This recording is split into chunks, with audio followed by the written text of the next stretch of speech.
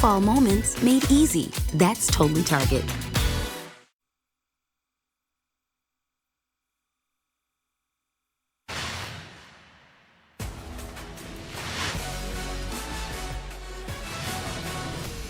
You're watching Ohio Valley Conference football on ESPN3, coming to you live from Hale Stadium in Nashville, Tennessee. Today's matchup, Tennessee State versus Lane College in the John Merritt Classic. And good afternoon, everyone. Dan Lang alongside Keith Bullock. And, you take a look today, typical fall day, a little chill in the air, a little breeze, but a beautiful day.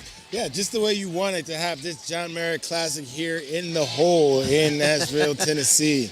Indeed, and should be an interesting matchup. Of course, the Tigers looking for their first win of the season. The Dragons entering with a record of 2-2 as we get a chance to take a look at Tennessee State head coach Eddie George.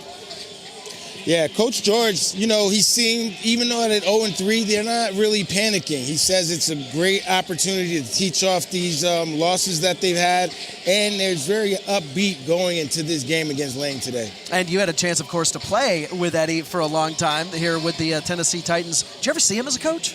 I actually I didn't see it, but that's why one of the first questions I asked him was, how do you rebound after 0-3? And just to see the difference as it is from a player to a coach, and his perspective is very well taken. Indeed, and we're just a couple minutes away from getting this thing going here, the John Merritt Classic, and of course that is a very special time for everyone involved. It is the 22nd John Merritt Classic, and these two teams have played each other pretty good amount of times, but the first event was 1999, and these teams, Lane College and Tennessee State, have played dating back to the early 1900s in a scoreless tie. I think we'll see some offense today. I don't think we'll have to worry about that too much. Yeah, TSU is undefeated against Lane College, 5-0-4, and to bring it all into perspective, Big John Merritt definitely dominated and revolutionized football here at the University of Tennessee State. He had 172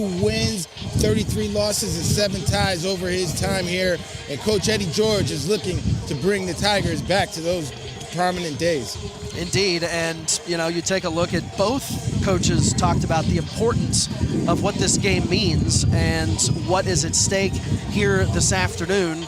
Interestingly enough, you take a look at Tennessee State not even opening up OVC play until week 6. So they still have some time to sort some things out, get some things going in the right direction.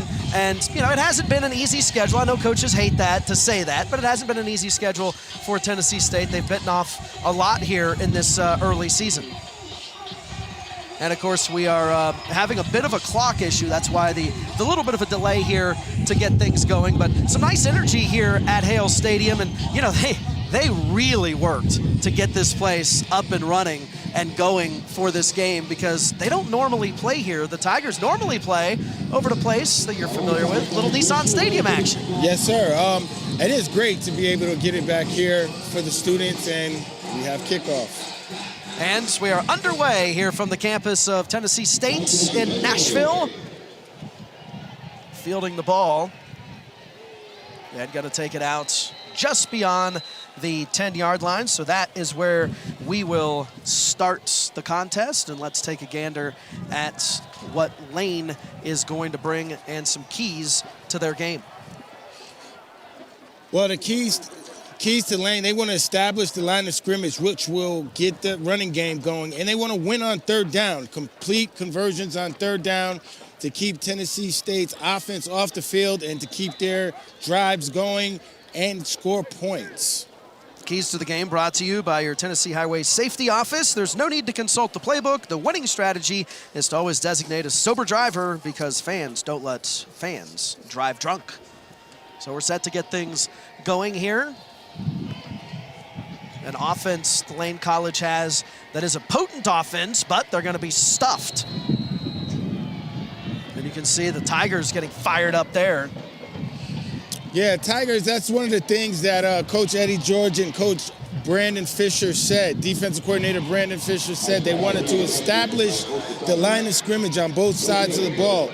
So on first down, when Lane College tries to run up the gut, Tennessee State is able to stuff them for a gain of 0.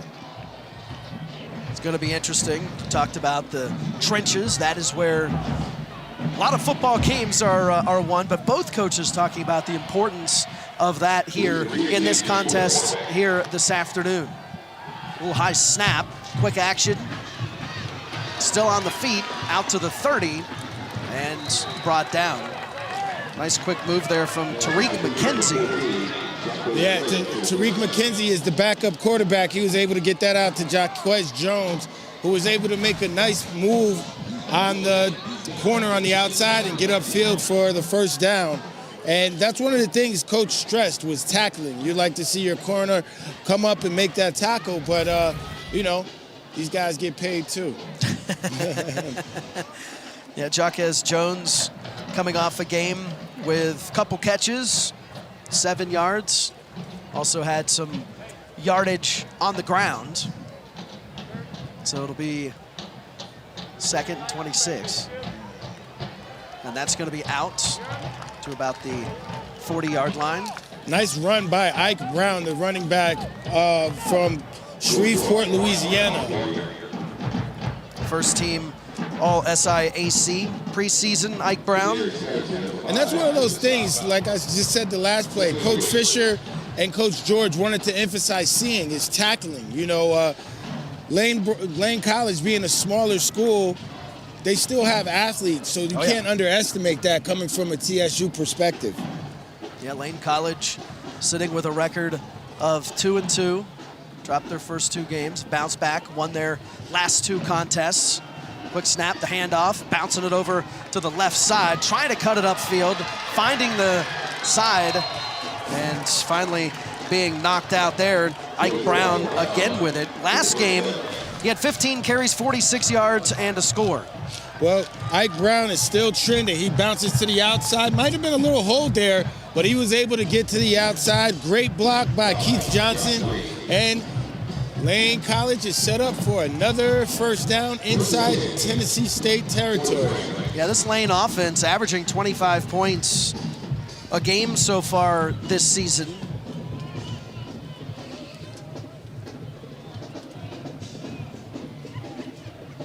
So a first down at the 46-yard line.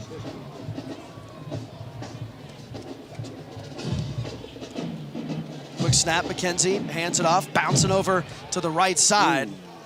A hard hit there before finally being brought down. Kylan Dew. Let's take a look at the series history and the John Merritt Classic. Series history presented by Delta Dental. Unleash your smile power with Delta Dental. 10th meeting all time. TSU leading with 5 wins. Haven't lost a game, 4 ties. Mentioned first time they played was 1916.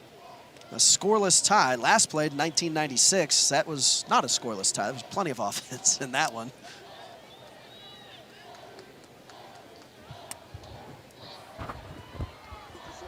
So a 2nd down and 6. McKenzie, another handoff. Little air and some room there for Brown again. So they're giving it to Ike Brown, and he has had a couple of nice runs. He's going to get a bit of a breather as he rolls over to the sideline. Yeah, that was a nice run. They had the corner blitz, TSU coming from the outside. He was able to outrun the blitz, but Bryce Phillips on the corner, he did a good job of negating the run. It could have been a bigger situation, but held him to 10, and another first down by Ike Brown. There you go, first down by Ike Brown.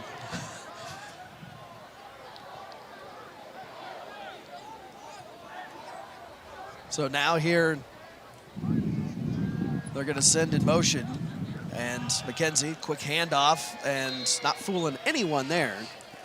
Yeah, Jay-Sean Bryant, that's a name we've wanted to see. I've been wanting to see him. I had the opportunity to go by TSU camp this summer and see him, and Jay-Sean steps up in the hole, fills it, and that's what you got to do from the linebacker situation, from the linebacker position. You know, they're going to get some running plays, but look, you got to stiffen up and start to stop them, and that was a good message sent by Jay-Sean Bryant. Yeah, Bryant coming off a game with a couple tackles.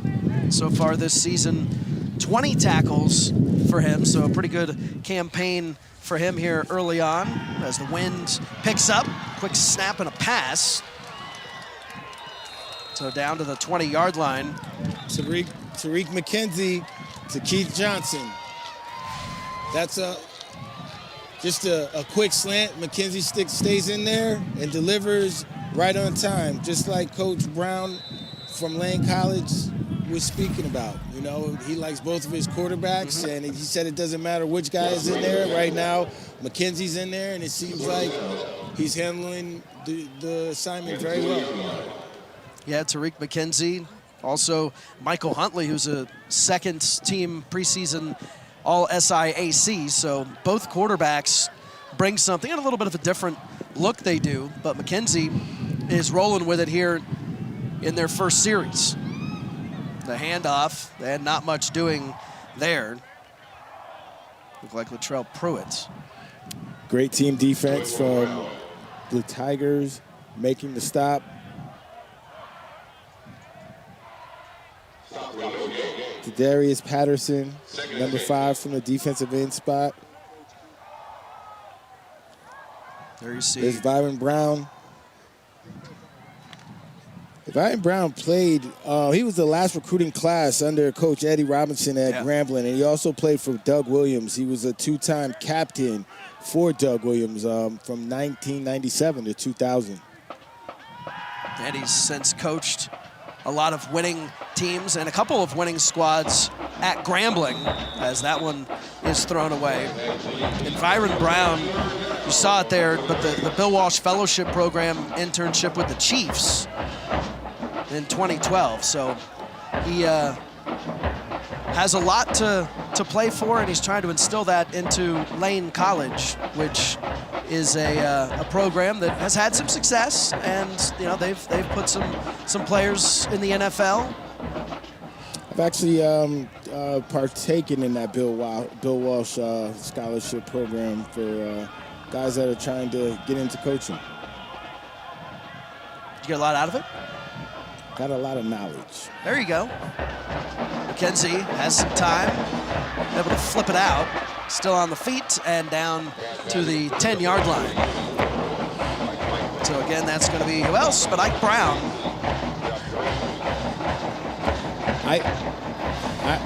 Ike Brown, once again, McKenzie looks downfield and he goes to his safety valve, Ike Brown, who's been Johnny on the spot this first drive for the Dragons.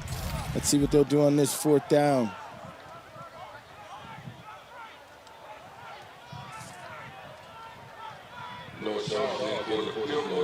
So they're going to go on for a field goal attempt. Noah Shaw's from Smyrna, Tennessee, local product. As that one is knocked away, blocked. It's blocked. It's blocked. The Tigers able to block it, pick it up, and take it the other way. Darius Harper with the scoop. The Tigers stop the score, get some momentum, give the offense back the ball. And you can hear the crowd and the energy fired up over there on the Tigers' sidelines.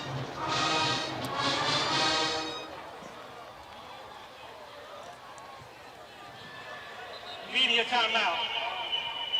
Media.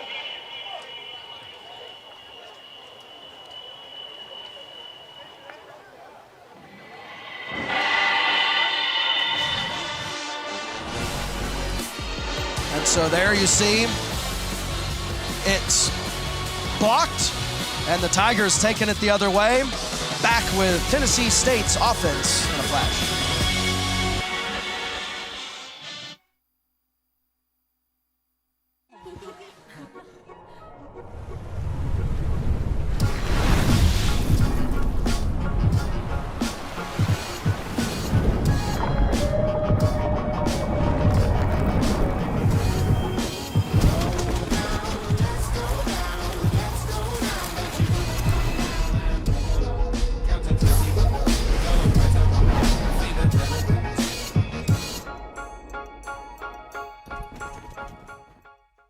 There's one thing everyone wants. We all want the incredible new iPhone 14 Pro now at T-Mobile. And T-Mobile gives you Apple TV Plus included. Get iPhone 14 Pro on us.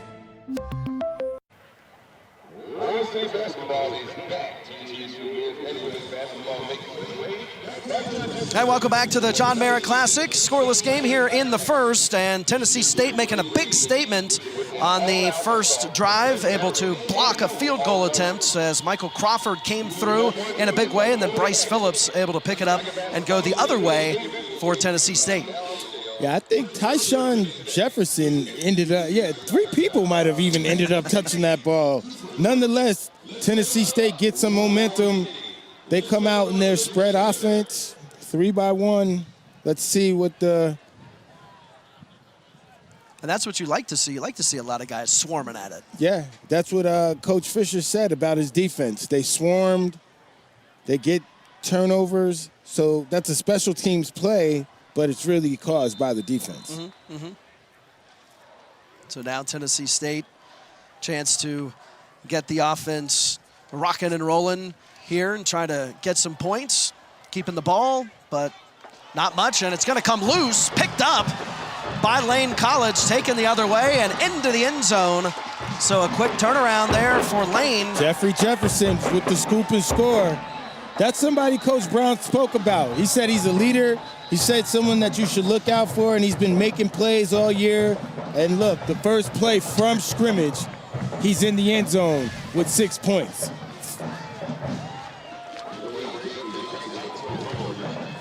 Big hit by Tyshawn Gaither, the linebacker, causes the ball to come ajar, and then Jeffrey Johnson picks it up and does the rest. Pay dirt. Able to take it in for the touchdown. So Lane College able to make a quick statement. Hey, and if you're Lane College, that's the statement you want to make. Especially coming here for a big game.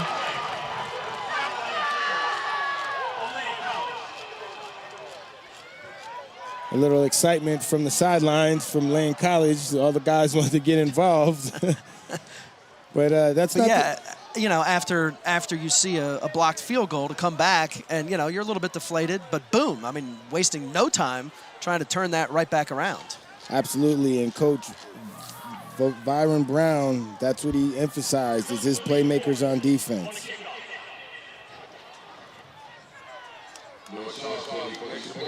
So Noah Schulz for the extra point.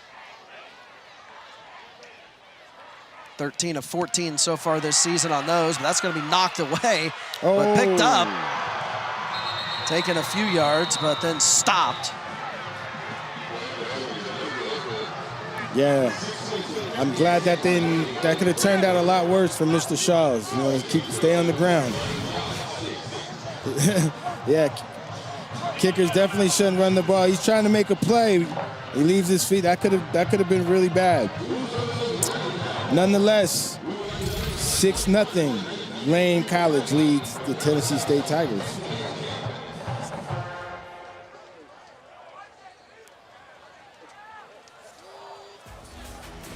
So we'll take a quick timeout.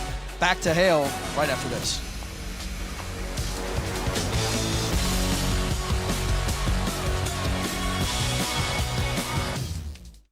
Energy's newest generation of safe, efficient energy includes capturing and harnessing the natural power of pure sunshine. We are increasing solar in our balanced and reliable energy mix as we power our region with more clean, renewable energy.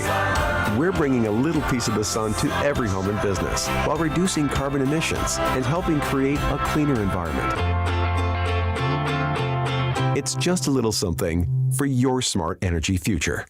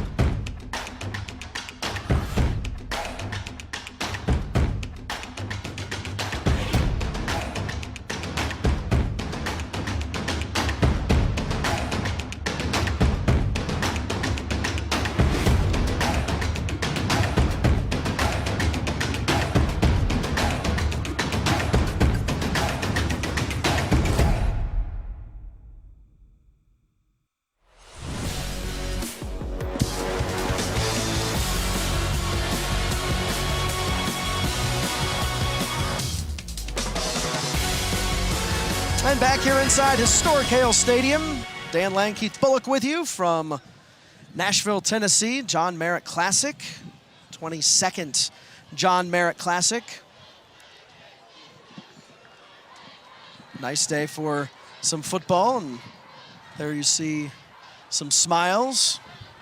Coach Byron Brown's Lane Dragons got up early, so he's happy with the way he started, but he knows that it's a full 60-minute game. TSU only had one shot at it. I'd like to see them come out and do what Coach George said, establish their running game. You know, I think that first play was a bit of it seemed like a pass, if not a quarterback draw. So go with your bread and butter, get that running game going.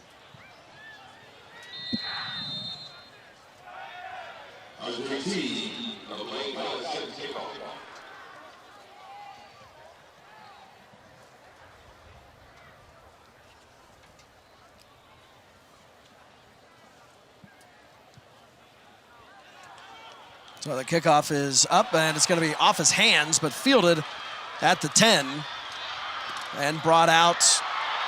House still on his feet, midfield, and brought down. There is going to be a flag thrown at about the 50. Let's see what that flag is, but that was definitely a nice return. He was tackled by number 35, Brian Quinny. Flag on the field. During the return, holding, returning team, number 25, 10-yard penalty, first down, 60 take. So some good field position here for Tennessee State. Here was 6:46 to play in the first.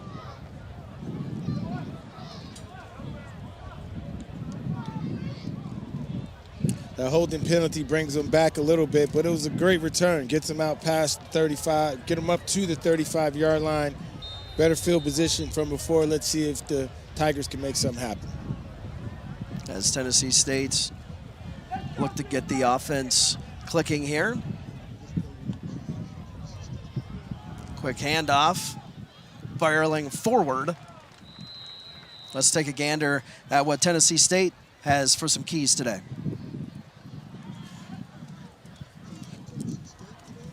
Yeah, so some of the keys are definitely to take care of that front four. You know, they want to be aware of Andrew Farmer, the left defense, or the defensive lineman from Lane College, as well as communicate, have good communication on the field on every play. Keys to the game brought to you by the Tennessee Highway Safety Office. No need to consult the playbook. The winning strategy is to always designate a sober driver because fans don't let fans drive drunk. Another move forward. Almost to midfield. Nice run by Jalen Rouse, with one of their bigger runners this year. Jalen Rouse, 5'11", 185 pounds. Pushing into Lane College territory. That's one of the things you like to see, establish a line of scrimmage, and that's what Tennessee State is doing right now, finally in their real first offensive possession. You've seen Rouse with two big runs. Trying to move it quickly. This time back, trying to get some time. Does so, I think it was tipped a little bit at the line, and that's going to be an incomplete pass. Nice try for Zaire Thornton. Nice try for Zaire Thornton. Really good coverage on the back end from Lane College. Walter Tatum.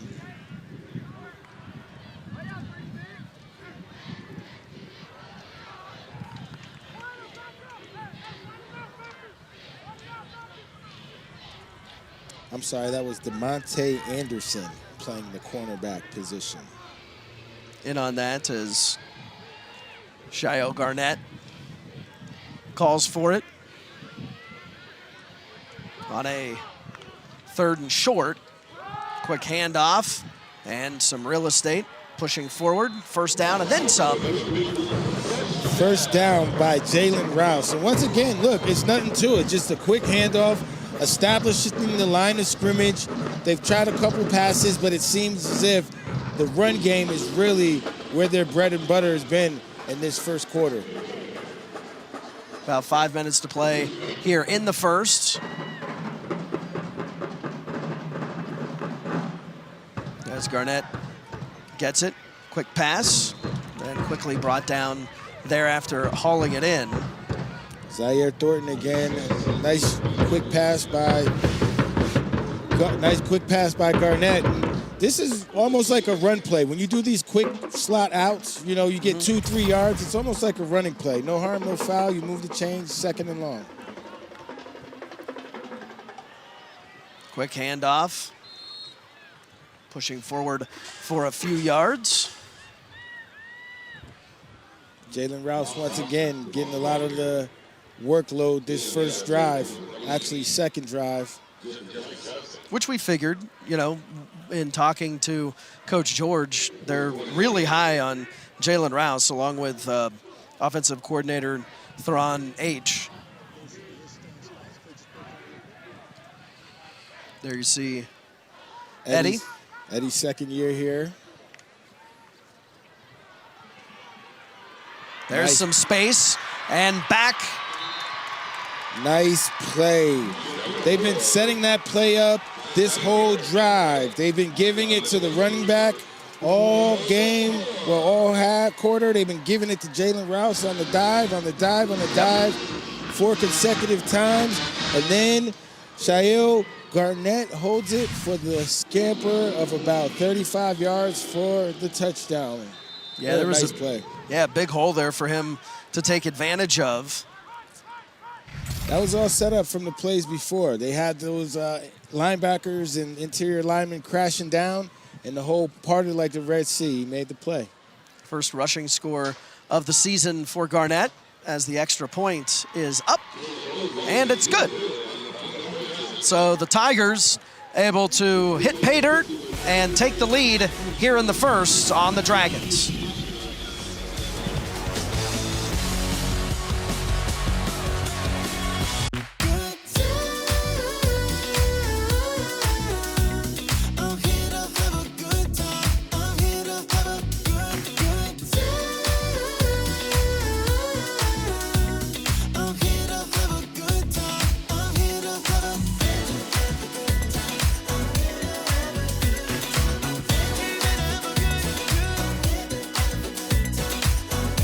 Fall moments made easy. That's totally Target.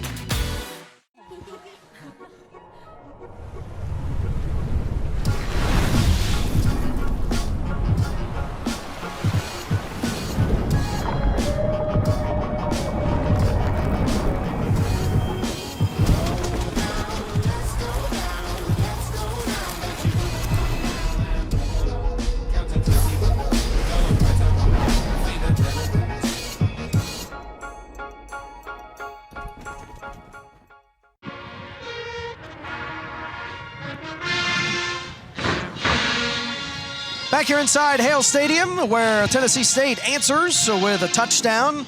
A scamper there from Garnett. And that gives Tennessee State the lead thanks to the extra point. There you see a little bit more on Eddie George and chance to look at the coach's profile, which are presented by Legends Bank. Legendary service, extraordinary people, Legends Bank. Eddie in his second season here at the helm of the Tigers program. Fielded at about the 15.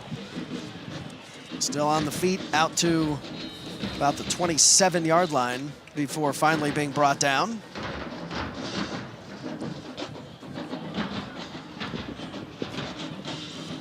Let's see how Lane responds on this offensive drive. You know, they came out on their first possession.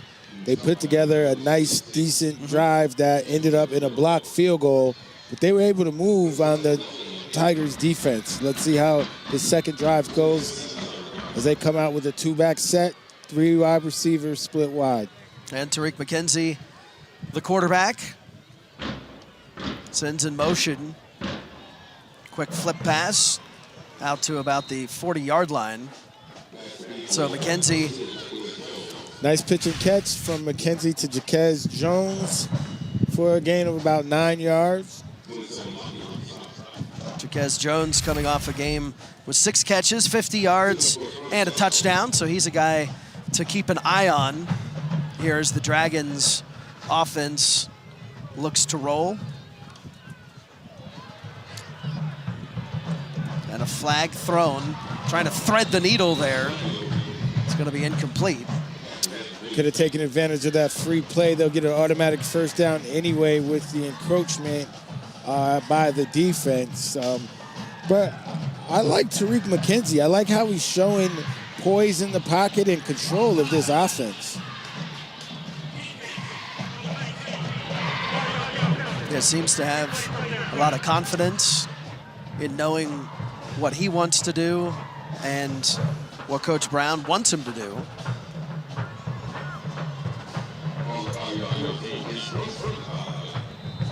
So it'll be a first down and 5.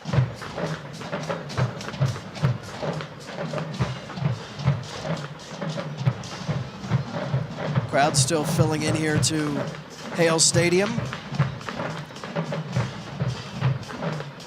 McKenzie hands it off. Quickly brought down there, not much doing for Dew.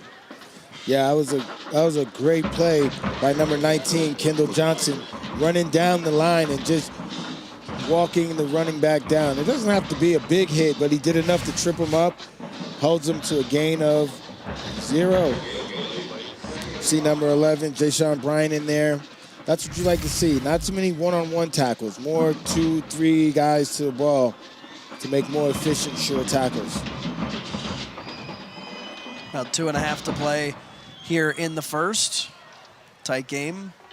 Edge to Tennessee State. Tigers looking for their first victory of the season. Starting out 0-3. As McKenzie has some time and finds his man wide open, cross midfield down to the 40-yard line.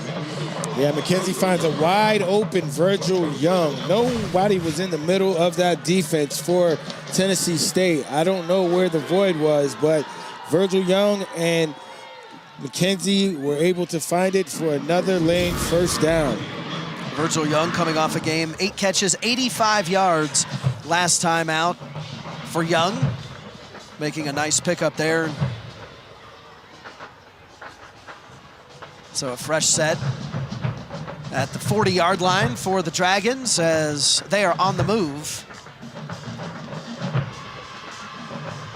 Bouncing off a couple of his linemen, trying to stay forward, but nothing doing there for Ike Brown. Teray Jones on the play. That's a nice play because Ike Brown, very shifty back there. He's able to stay up, doesn't go down from the first hit, but Teray Jones stayed with it, chased him down the line, tripped him up for a gain of 0. That's something Coach Brandon Fisher, defensive coordinator, was talking about. His guys staying active, flying around. It's hard to see defensive linemen fly around, but it's easy to see them stay active when their name's being called. Yeah, the big dudes don't necessarily fly. They don't get much lift. Right. The handoff. Still on the feet, and like you said, some stick-to-itiveness now. That wasn't Brown, that was Dew. But still, that same mentality, able to get a few. Yeah, Dew brought down by a gang of TSU tacklers. And that's one thing Coach George said about the running backs from Lane. They stay after it. They're very aggressive. They churn their legs. And, that's a tribute to their head coach and his style of play. So it'll be a 3rd down and 6. As McKenzie comes out with just a few ticks left here in the first. And it looks like they're going to go ahead and let this first wind down. So the first quarter in the books, tight affair here in the John Merritt Classic, has Tennessee State, the Tigers, leading the Lane College Dragons 7-6 here in Nashville.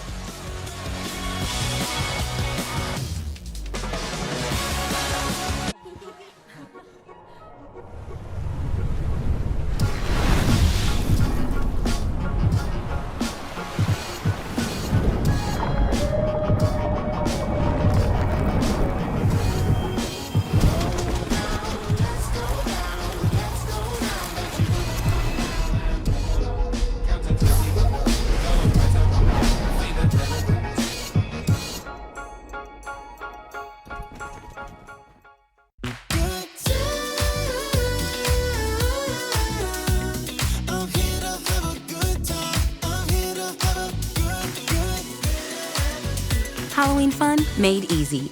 That's totally Target.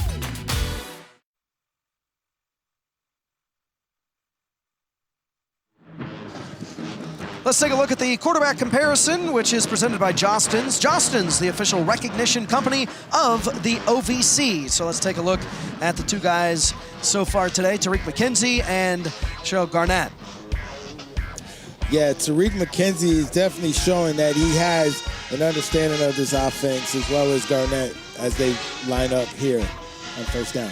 Yeah, McKenzie, 5 of 6, 62 yards so far today. Garnett, 1 of 2, 3 yards, but he also has rushed for a few, including that score. And it's presented by Jostens. Well, we are underway here in the second.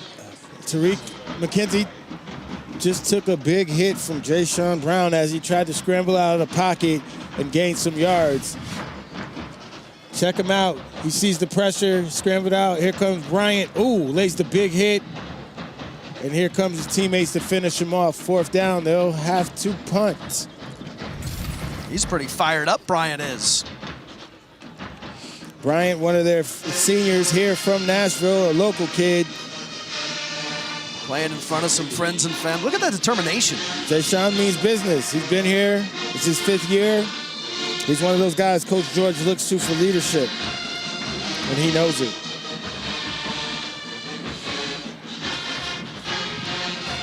Seven, 6. Tennessee State has the lead.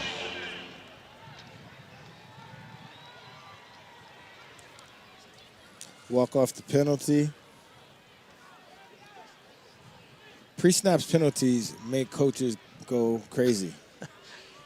Because no action even happened, but we're being penalized. Yeah.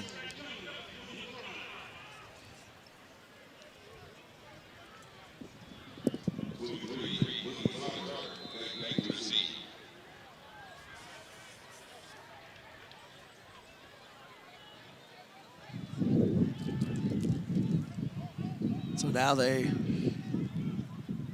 Andrew figure it Teague out. will Teague punt is to back. Boogie Trotter. As Trotter looks to measure it up. Instead, they're going to stop that at about the 2. Got a lane bounce. Friendly if you're a Dragon.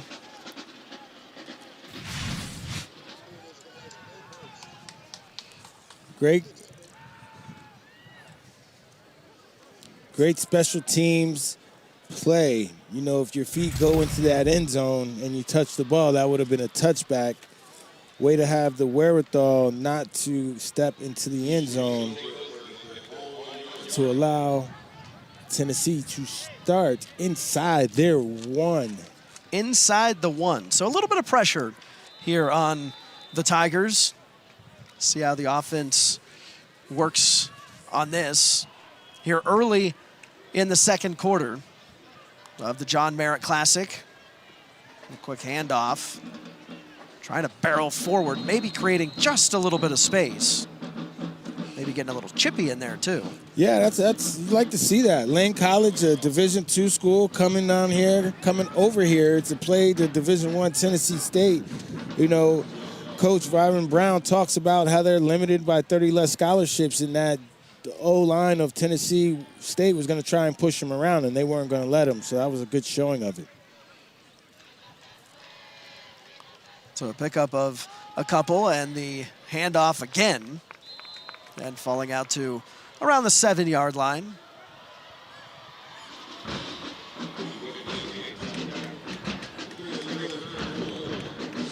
Tennessee State back on the ball. They use that, I wouldn't call it a hurry-up offense. It's more so of a no-huddle offense. They call their lines from the line of scrimmage, and it doesn't give the opposing defense enough time or much time to change personnel.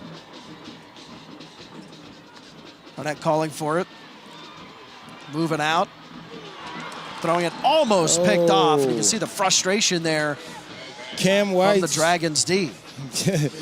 Oh, they almost had one. They almost gave one away. And runs a sprint out.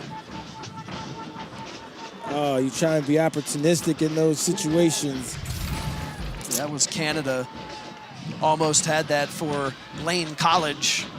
That would have been big. 2 turnovers inside the 20-yard line. That would really help Lane.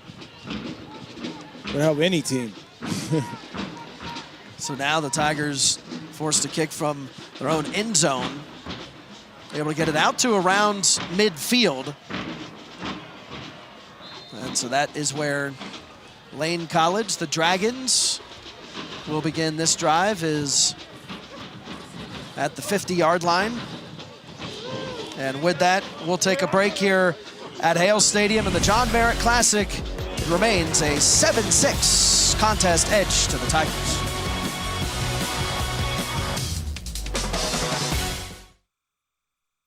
It was just a few drinks. I'm good.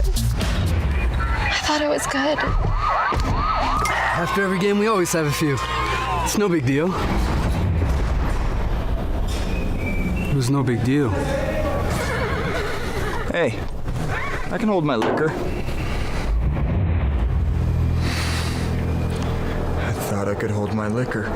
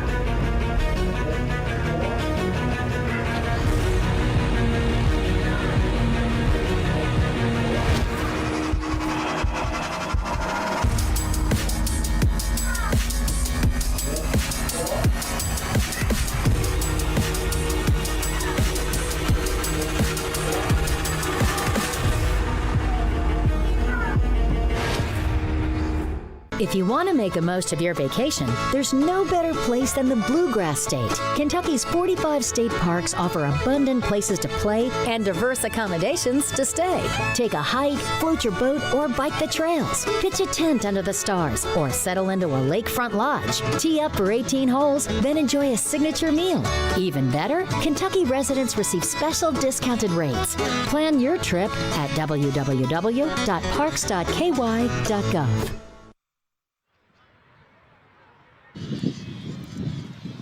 And back here in Nashville at Hale Stadium, John Merritt Classic, as the Lane Dragons have the ball, trailing by 1. Shuttling it over, but nothing doing there for Ike Brown as he is stuffed. Kayvon Pope, that's the name that Coach George and Coach Brandon Fisher talked about heavily. He's a transfer from Ohio State, very athletic linebacker. They say he's still learning the defense, but he's a part of that crew that flies around and makes plays, and you see him right there in the backfield causing havoc for a loss of 4.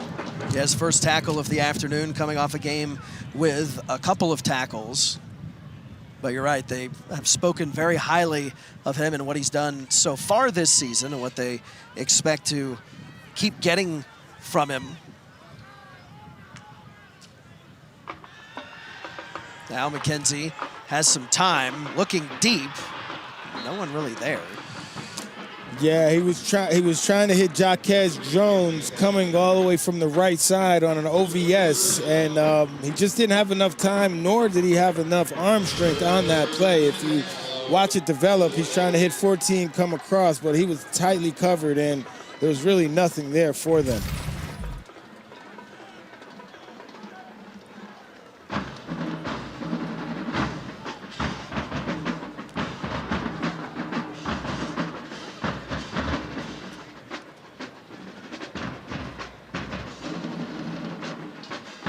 See Jashawn Bryant. Yeah, on an empty set. 3rd and 14. McKenzie still has some time across the middle, but unable to hang on. There's that man again, Kayvon Pope, being able to cover wide receivers in space. That's something you like to see from your linebackers, being able to match up, even though it's not a man-to-man situation, it's his own situation. But when they are forced to make a play against those shifty guys, being able to do it. And Mr. Pope showed you why that Coach Brandon Fisher and Coach George are high. He's high on their list, I'm sorry. Yeah, and Virgil Young there is who Pope was able to get in on and keep from hauling that in.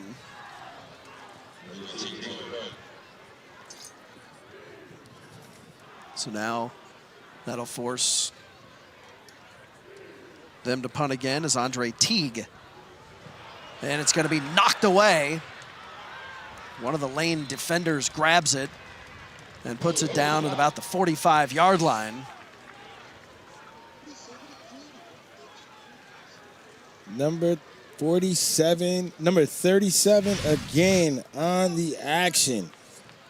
Michael Crawford making it happen. Michael Crawford has a blocked field goal attempt and a blocked punt. He's definitely, so far, the special teams player of the game. Not a shabby afternoon for him. Still about 11 minutes to play here in the first half.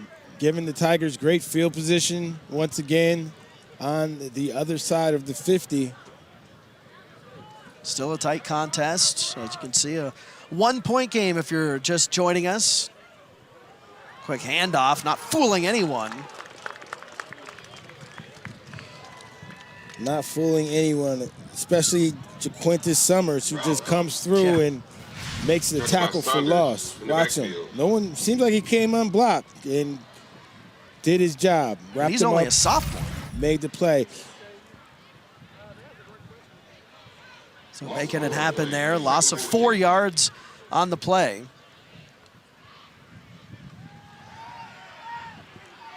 Now some time, floating it out there and complete, down past the 30, still on his feet before finally being taken out of bounds. Zaire Thornton, the sophomore from Atlanta. Yeah, that was a great play call. You see the guard pull to give the extra protection to Garnett. He gets it out to Thornton, and Thornton shows his athleticism, jumping over and getting an extra 6 yards on that play. He's one of those go-to guys for Garnett or Ellis, whoever's in quarterback. But right now, obviously, it's Shail Garnett controlling the helm. Yeah, some nice stick-to-itiveness there on the part of Thornton, helping tremendous move athleticism. Yeah. Anytime you see these kids jumping over. So now they're going to say a face mask. We were just praising him. Now we got to take it back the other way. Yeah. And that is on Thornton. So they march it back the opposite direction.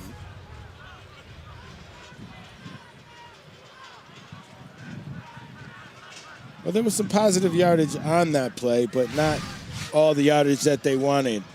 Yeah, he just gets it up in there when he's trying to stiff arm. He doesn't let it go. You got to let go of that face mask.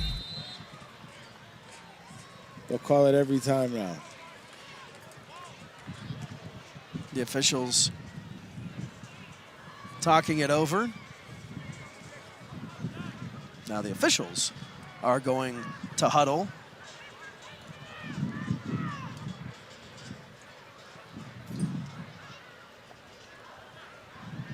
Now it looks like they've got it figured out. So a 2nd and 14.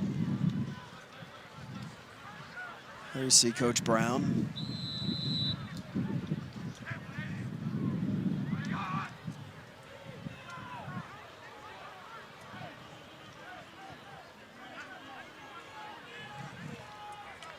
Lane shown blitz. Garnett ready to roll, hands it off. Gain of a couple yards. No blitz. Nice, nice tackle by Mackenzie Howard. Jalen Rouse still getting the bulk of the carries. Thomas Bone checks in, number 20. 2 running back set, 3 wide receivers. Garnett taking his time, barking out the cadence.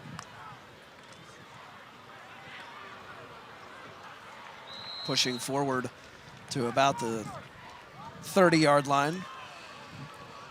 So this is the same setup that led them to the Tennessee State to the score before. They kept giving the dive to Rouse, and then Garnett kept it and then bounced outside on the tackle, outside tackle. So Lane has to be very aware of that. Although they're doing a great job in the interior front controlling the line of scrimmage.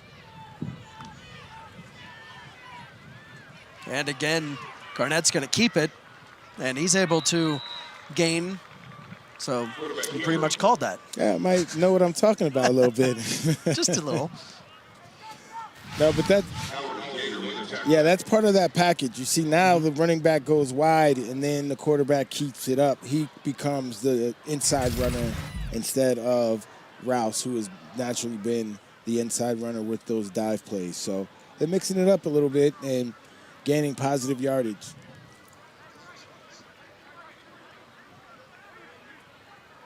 Tennessee State looking to add to the 1-point lead here with about 8.5 to play in the first half.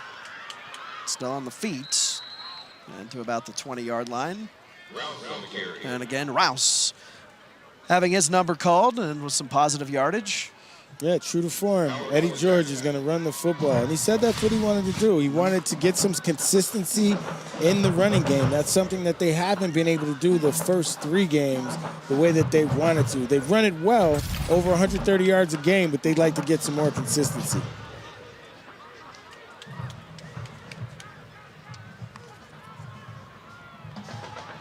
A handoff. That's only going to be good for a couple yards.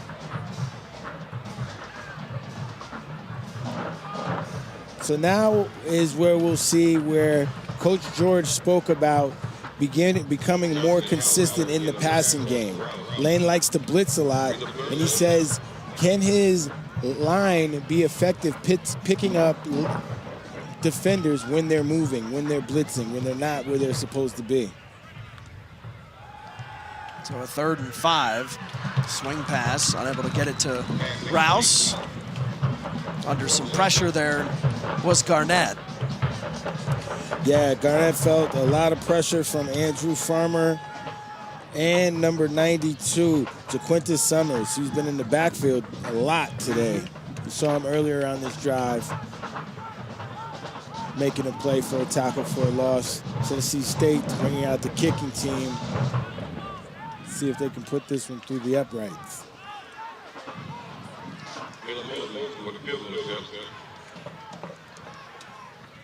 Caleb Mosley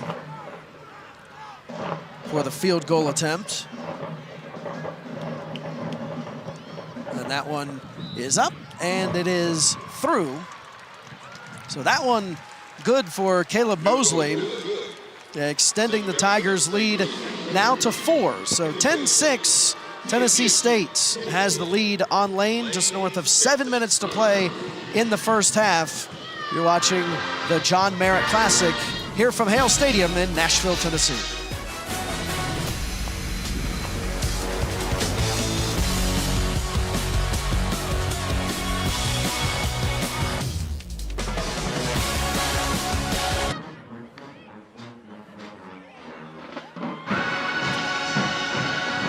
Welcome back here to the John Merritt Classic here at Hale Stadium on the campus of Tennessee State in Nashville, Tennessee, where the Tigers enjoy a 4-point edge. Cyril Garnett, you can see there, the 31-yard touchdown run in his first career start, and the Tigers' special teams getting it done. 3 blocks, field goal, PAT, and a punt, and then the recovered fumble for a touchdown for the Dragons. From Jeffrey Johnson, and that's how the scoring has happened so far here this afternoon. That's going to go out of the back of the end zone. Well, yeah, Dan, if you're Lane, you got to be happy being only down 10-6. Mm-hmm. You know, it could have gone a lot of different ways. Obviously, you got your only score on defense, but your offense has been able to move the ball, and to only be down by 4 points, you're getting the ball back. You have an opportunity to put some points on the board with this drive. if I'm Coach Brown, I'm happy at the position that my team is in. Excuse me. Yeah, no, they've looked good, and especially they've looked good at periods. And specific guys have really stood up. One guy that I'm still looking to see a lot from is Andrew Farmer on defense, number 44. But right now we're talking about the Dragons' offense as they're out there trying to get it moving, get into a bit of a rhythm that you credit the Tigers' defense from keeping the Dragons from being able to do. Some time as McKenzie's going to turn around, toss it out. That's going to be complete. And they're grabbing it is Dew. That was a great play. Great way for the interior lineman to read the screen. Although McKenzie threw that ball, the D-line did a great job of reading that screen and getting out there. And then Tyshawn Jefferson once again sets that edge to allow his guys to come and clean it up. So great play, even though it was a 5-6 yard game, but the way that the defense handled it and played it, they kept it and minimized the game. So that's the type of thing that when Eddie talks about that he's pleased with the overall situation so far, those are the types of things that he's going to look at and go, okay, I mean, obviously it wasn't great play, but there were positives we could take from it. Absolutely. Handoff this time. Not much doing there for Ike Brown. Ike Brown cleaned up by Jay-Sean Bryant again. Definitely out there, number 96, Cameron Stewart.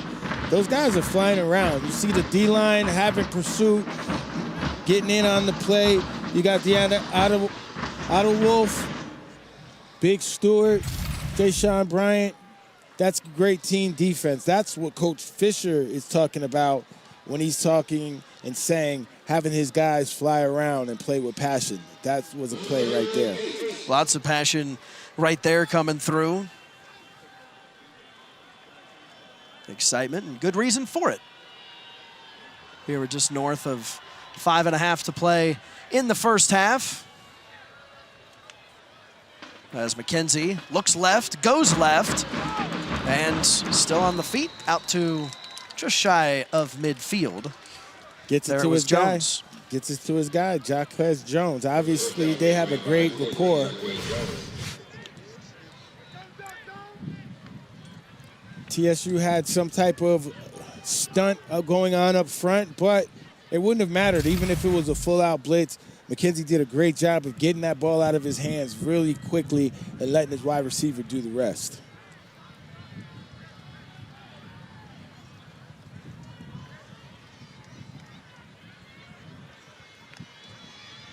McKenzie handing it off. There's going to be Brown trying to edge forward and doing so maybe a yard. Big Cam Stewart up front, clogging that hole. What Lane is trying to do, they come out with the 4 wide receiver set and they spread out the defense, hoping to get that dive play right up inside. But Tennessee State's front line is doing a great job of just clogging it. You got Stewart and Teray Jones in there, and then you got your linebackers filling. They're doing a great job. There, McKenzie now is forced to bust it outside. Good job there of the Tigers defense doing some more of that swarming that you were talking about. Yeah, absolutely. They sent Kavion Pope on a blitz up the middle. Stay on your feet, you might make the play, but quarterback brings it down, and these guys are there to clean it up. You got Jay-Sean Brown there on the play, as well as Big Cam Stewart, who's down on the ground now. Yeah, the big dude, 6'3", 380 pounds, the junior from Chattanooga, Tennessee, is down. He might just be tired. We had a guy on my team, Albert Hainsworth. After he made a few plays in a row, he just lay on the ground sometimes because he was tired. A little tuckered out. And with that, we'll take a break as the Tigers are up 10-6, still here in the first half.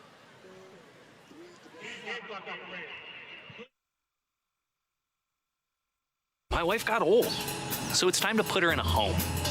It's the home I've always dreamed about. I've been waiting to get old for years. And that means I can get my UX people started on that app I need to develop. I'm getting old right now. with an expert to explain the differences between bond prices and bond yields. Introducing Old National Bank, where relationships and results matter. You're never too old to get old. She's old. Old National Bank. Get old.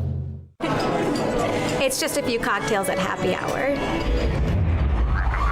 It's just a few cocktails at happy hour. You really good try. There aren't any cops around. I didn't think there were any cops around. I drink and drive all the time. Sir, you've been in a serious crash. I need you to hang on, okay? Run your name, sir. You all right now? Visit Evansville, Indiana, where E is for everyone. Ideal for a weekend getaway, family reunion, group tour, concert or sporting event, small business meeting, or a large convention. Evansville has a fun, friendly environment with all the amenities of a big city. Exciting events, festivals, and attractions all year long. A thriving downtown with new hotels, nightlife, fabulous restaurants, and entertainment. We're conveniently located in the heart of the Midwest with all the charm you could ever hope for. Yes, Hoosier hospitality is alive and well. Come visit Evansville, and you will see E is for everyone.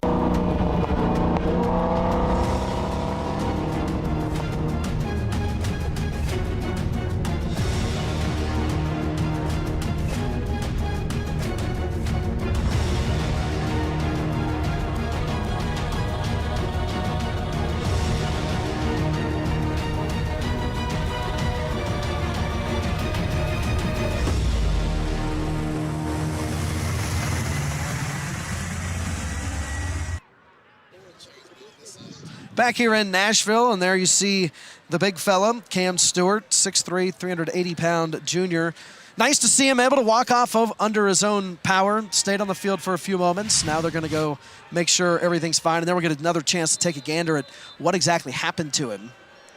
Oh, yeah, he's just going hard. You know, he's had put together several plays in a row and probably just knocked the wind out of himself or something like that. 380 falling like that can't be light. Right. McKenzie, again, not much time, but he sees some real estate, and he's going to break through out to about midfield before finally being brought down. Nice anticipation by McKenzie. He saw the open lane. He also realized that he had a blocker. He used his running back as an extra blocker to get those yards. Ike Brown getting it done there, doing a little blocking. We've seen him do plenty of running. Yep. Granted, I guess he was running there too, but he was adding the blocking component to it. Ike Brown does it all. So a fresh set. McKenzie, unable to get that going anywhere. Yeah. And who else? There's that man. Mr. Pope. Kayvon Pope, one step away from making a big play. There's a pass breakup in the stat book, but it could be pick six, 55-yard touchdown if he gets his hands on it. Nice anticipation, just like to see him finish that play. But I think that's kind of what the coaches talk about. The more he learns this defense, he can be right there on that spot. So a 2nd down and 10. McKenzie taking another gander over toward his sideline.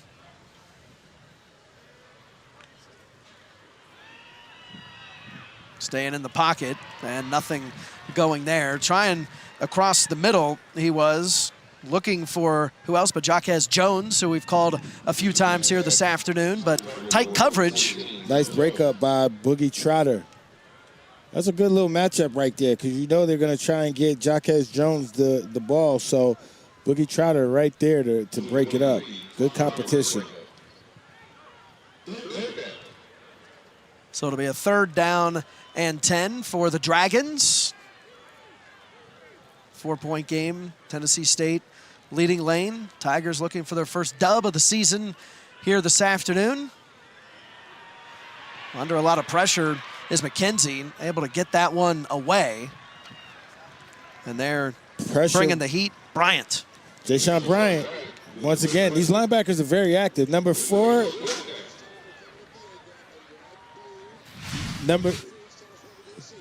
So you're going to see just a straight A-gap blitz from Jayshon Bryant, and number 24 does not pick him up. Ike Brown, who's usually on point, fails to pick him up, and he gets in there, and, you know, I think Tariq McKenzie did his best job of getting that ball away and not getting sacked, but it was a great call by Brandon Fisher, and very effective play by Jaysean Bryant.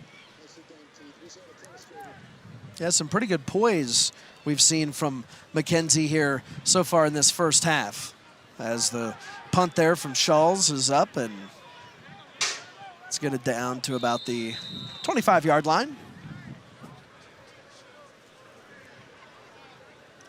Very impressed with the way Tennessee State's defense is playing, especially coming off of last week's game. So with that, we'll take a quick break. Tigers clinging to a 4-point lead on the Dragons.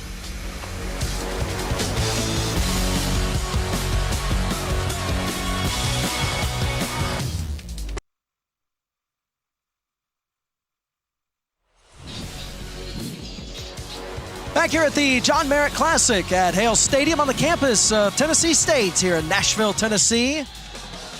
It is pretty tight contest so far. You see the Tigers up by 4, and there you take a look at the stat comparison. Fairly even, edge to Lane on the overall yards, edge to TSU on the rushing yards by about 30 as we're back underway.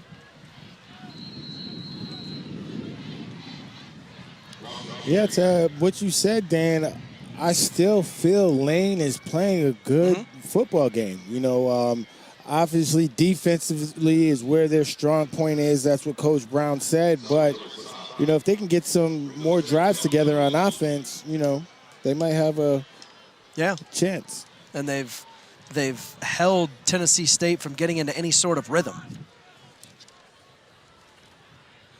As Garnett taking a gander over toward the sideline here with just north of 2 minutes to work with here in the first half. The handoff goes. There's some room. Quick cut and up the field there for a few. Looks like that's Boone. Thomas Boone, what a carry. Nice scamper. You know, nice way to hit the hole. Yeah. Stayed upright. Nice burst. I'd like to see that from a third-string running back. Yeah, saw a little space, a little acceleration. Saw a little bit of everything there from Boone. Now another handoff. There's some more space up the middle. And finally coming over and stopping is Jeffrey Johnson. That's Boone again. So Boone has gotten a couple carries, and he's been able to move the ball here a little bit. Just under a buck and a half to play here in the first half as the Tigers are looking to add to it point-wise. And again, Boone twisting a little bit. He's got a fresh set. Yeah, it's interesting to see Boone in here. He's doing a great job, but Davon Starling is the guy that we've yet to see this afternoon. But their 1-2 punch they got going right now, Starling being their leading rusher, you don't even really need him. Right, one of the leading guys in the OVC. Here's Garnett. He's got some space just a little bit too high as there he was looking down the field, unable to find his man. That man that you mentioned before, number 44 from Lane, Andrew Farmer, was in there on some pressure. TSU got away with a little hold. I see why, I see why the coach speaks high of him. You see, he had a hold of him. He's looking back for the ref. Sometimes you got to do what you got to do. Hope the ref is on your side. Just under a minute to work with here in the first half. Garnett quickly handing it off. And over for a gain of a few is Rouse as he'll tumble out of bounds.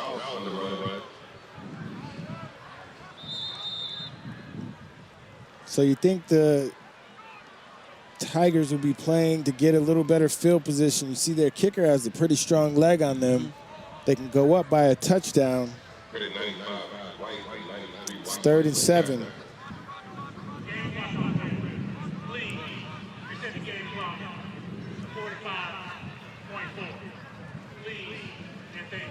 I think they're going to reset the game clock. I think I heard them say they're going to add a few ticks.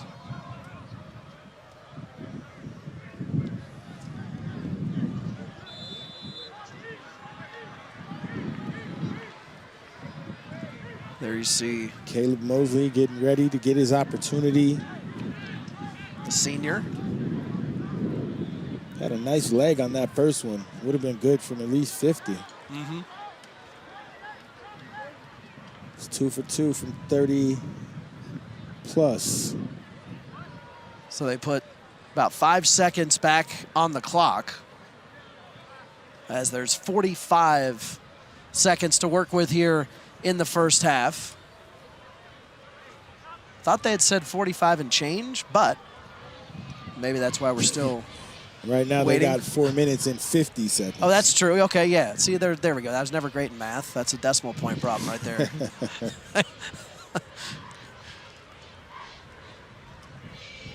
Refs have had a tougher time than the players today. Yeah. But again, they're playing here at Hale Stadium in a situation in a stadium that isn't normally home to the Tigers in the sense that they don't normally play their games here. Normally the games are played over at Nissan, and you take a look back, and it's 573 days since TSU last played a game here, and that was during the COVID season. And for a fall game, over 1,000 days the last time a fall game was played here at Hale Stadium. Pretty good crowd here that's filled in. I think so. Yeah. And not bad for being it pretty much 2 years, almost 3, since people have actually attended a game here. Mm-hmm. So I guess there will be some clock and microphone. And yeah.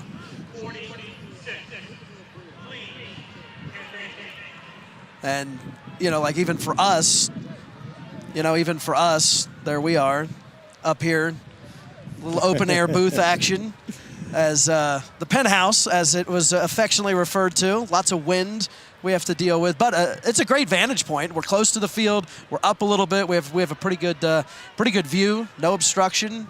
Very old school, and I like it. Yeah. Yeah, and then downstairs is the press box.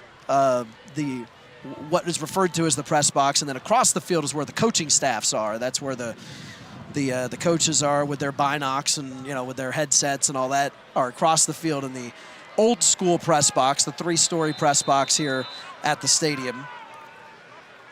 And it looks like now everything's figured out, and we are ready to roll here. Looks like it is going to be 40 seconds is what is on there, so I guess that is what we're going to work with here as the first half winds down. Garnett is going to throw a pick. Lots of room. Unopportunistic. And off to the races, taking it the other way. Nigel Canada. Called his name a few times here this afternoon, Canada's. And there he's able to come through in a big way. Nigel Canada. Coach Byron Brown has spoke about the leadership that he's had on defense and the transfers that's come in and the guys that have been able to step up and make plays, and Nigel Canada is one of them. Ill-advised throw, but look, that's not Nigel's fault. He steps in and makes the play that he needs to make in order for his team to get the points, and right now you got the Lane Dragons up on the TSU Tigers going into the half. Yeah, Nigel Canada, that's his first pick. First pick of the game, first pick of the season.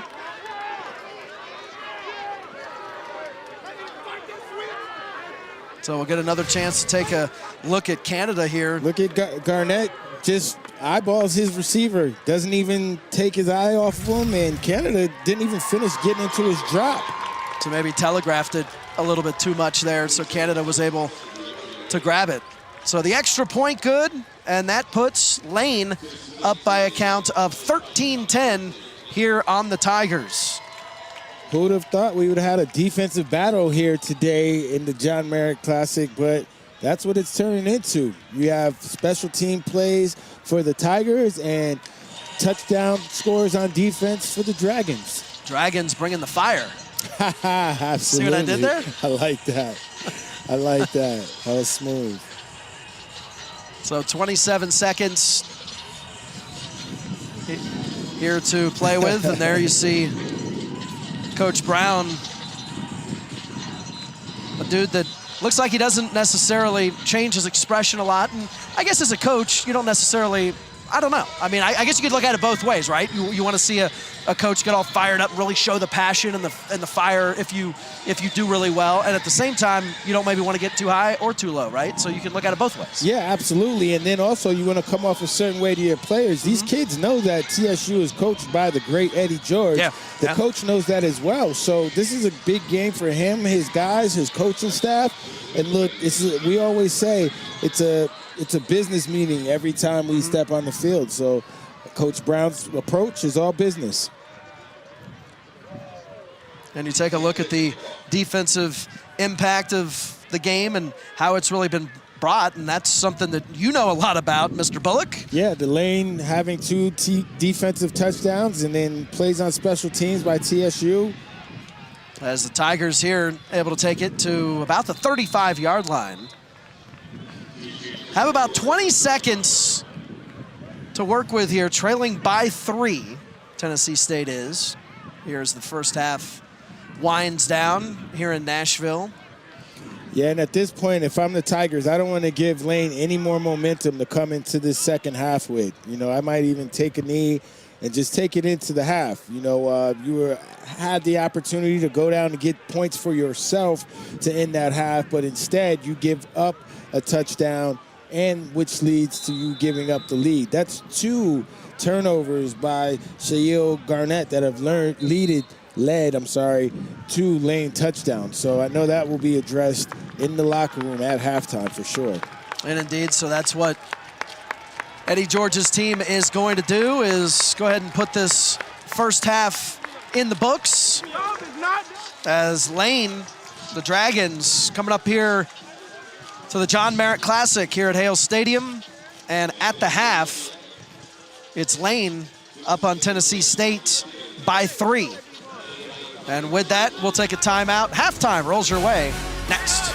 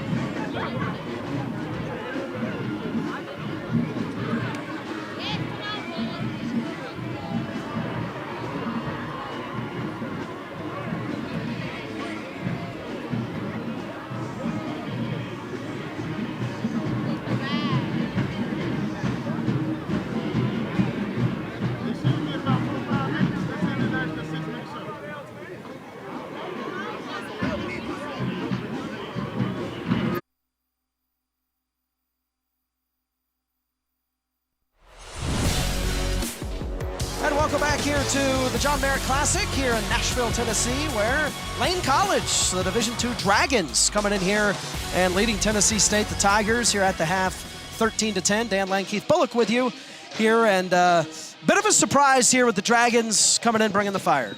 Yeah, the Dragons definitely are coming in, blowing fire, no smoke, and they're showing they're not scared of this Division I Tennessee State team here at home, John Merritt Classic, and they want all that Tennessee has to offer, Tennessee State has to offer. Yeah, it's been a nice afternoon for football, a little fall day. It's been quite windy here at Hale Stadium as we take a look at the halftime highlights and how we got here to Lane College up 3. Yeah, the first play of the game, you get Shaquille Garnett fumbling, and then you got Jeffrey Johnson taking it back to the house. Very opportunistic defense, just like Coach Brown said, that the Lane defense was going to come to play, and they showed it out from the opening snap. They really did, and then here you can see as, again, the Lane defense stepping up in a very big way, and that really was a theme throughout the first half. And then here you see the interception as they were able to take it. Canada was 57 yards, the interception return for the score that gave the Dragons, or has given the Dragons the 3-point edge. And a lot of momentum, but Tennessee State has been able to salvage some momentum too. You know, you got the blocked field goal in the beginning of the game that took away 3 points, and then they come back playing stout defense again. I'm sorry, this is the touchdown by Garnett, what they set up by the running of Rouse with that dive play up the middle, and that gave them the lead. But here, once again, another defensive/special teams play to take points, not necessarily points off the board, but give them field position, and with that field position, able to put points on the board for the Tennessee State Tigers. And here we take a look at the first half stats, which are presented by Digital Scoreboards, a proud supporter of the OVC. Digital Scoreboards provides indoor and outdoor displays, and there you see the halftime stats displayed, and total yards, Tennessee State leading there, but as you just talked about, field position, and that really was one of the big themes of that first half, and how Lane is up 3.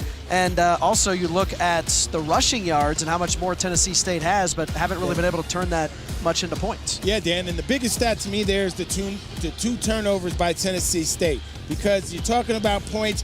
That's the only way Lane College has been able to get points today, is the fumble recovery by Jeffrey Johnson and the interception pick 6 by Nigel Canada at the end of the half that actually essentially has Lane in the driver's seat. Although Coach George has done what he wanted to do, establish and assert that run, the Lane Dragons have been able to put more points on the board and hold the lead going into the second half. Indeed, and Lane College coming off a couple wins, looking for their 3rd straight dub, and Tennessee State still looking for their first one. So the halftime stats and highlights brought to you by Digital Scoreboards. Back with the second half from Nashville right after this.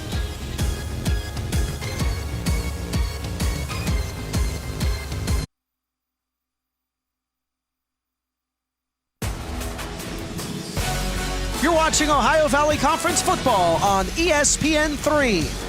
Here this afternoon, the John Merritt Classic from Hale Stadium on the campus of Tennessee State, where the Tigers have welcomed in the Lane College Dragons, Division II Lane College. And here at the half, Lane College pulling off the surprise and leading Tennessee State here by 3, as Lane College looks for their 3rd consecutive win.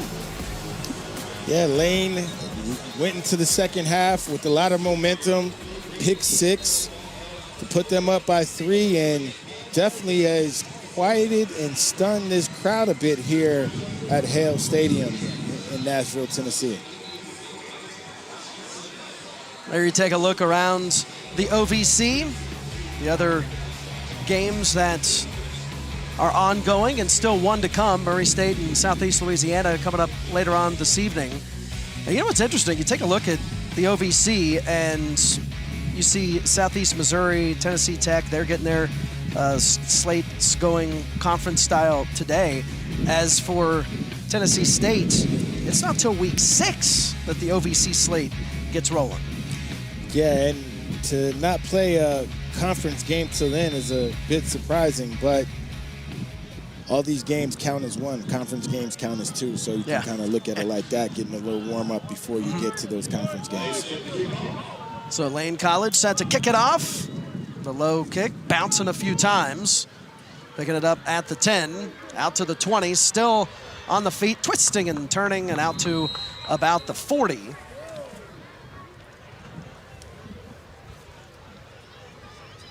Two Lane players down.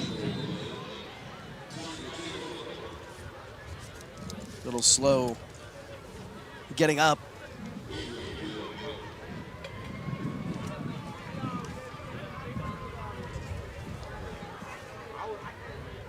Next week, it's homecoming here at Tennessee State as the Tigers will welcome in Bethune-Cookman over at Nissan Stadium.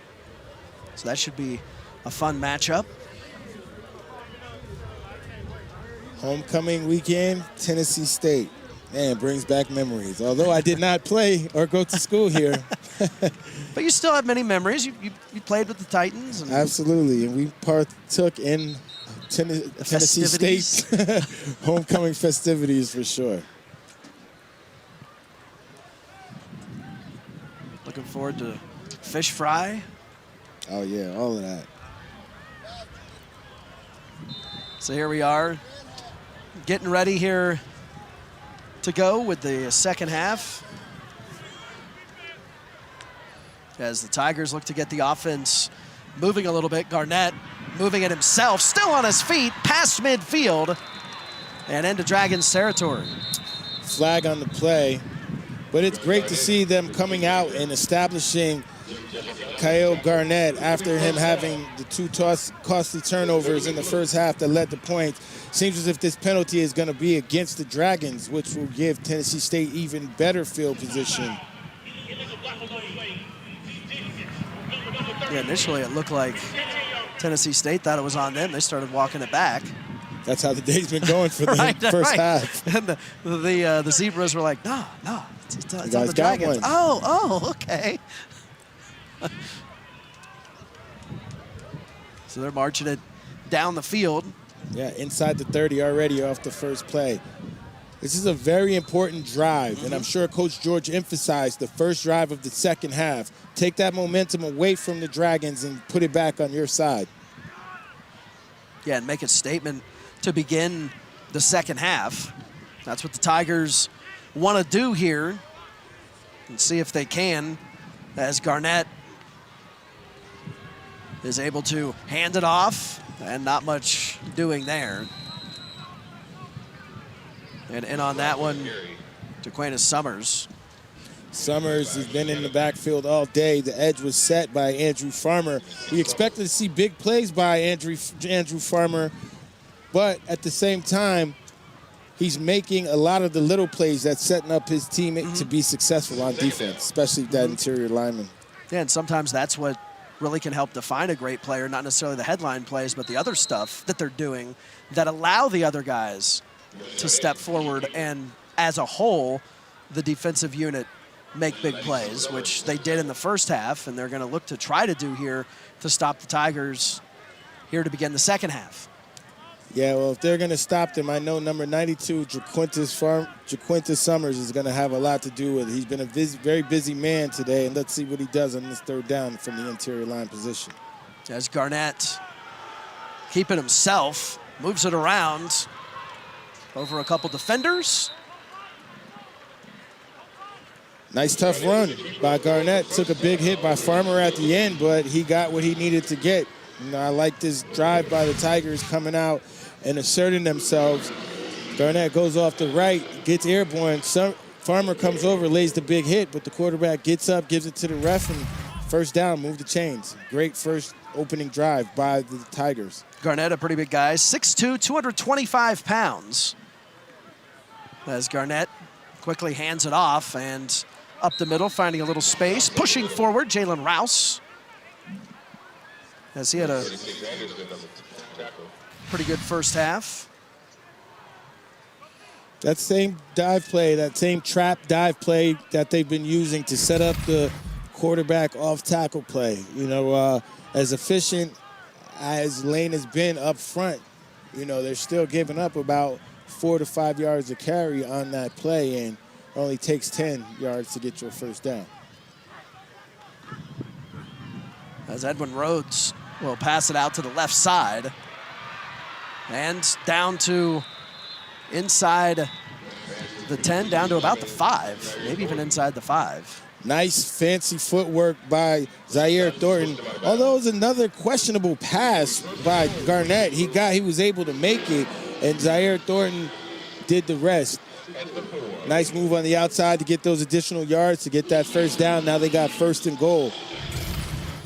And I have a feeling number 22, Jalen Rouse, will be getting the call. So we'll see if indeed that's the case. And the handoff goes that way, off to the left side and in. Jalen Rouse, the man of the hour, the man of the last 2 weeks. I believe that's his second touchdown in that many weeks. And look, he's been the guy all day for him.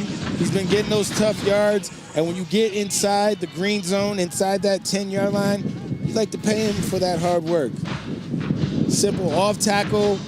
Normally, we've been seeing Garnett keep that one. We haven't seen Rouse have an opportunity to run outside. Garnett has normally keep that sweep, faked it, and gone up field. This time, he hands it to Rouse, and Rouse walks in for the 6 points. So Rouse able to hit pay dirt and give the Tigers the lead, and the extra point is up, and it is good.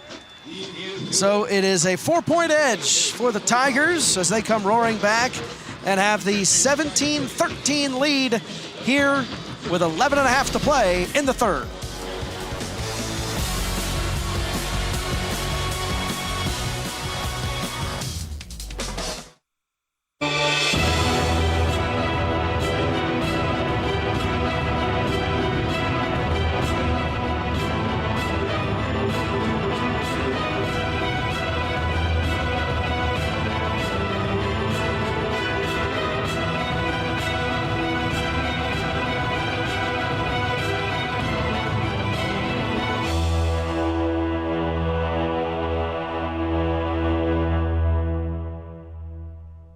CenterPoint Energy's newest generation of safe, efficient energy includes capturing and harnessing the natural power of pure sunshine.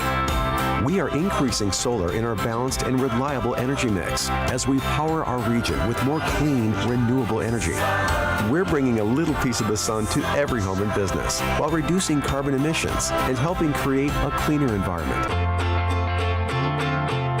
It's just a little something for your smart energy future. If you want to make the most of your vacation, there's no better place than the Bluegrass State. Kentucky's 45 state parks offer abundant places to play and diverse accommodations to stay. Take a hike, float your boat, or bike the trails. Pitch a tent under the stars or settle into a lakefront lodge. Tee up for 18 holes, then enjoy a signature meal. Even better, Kentucky residents receive special discounted rates. Plan your trip at www.parks.ky.gov.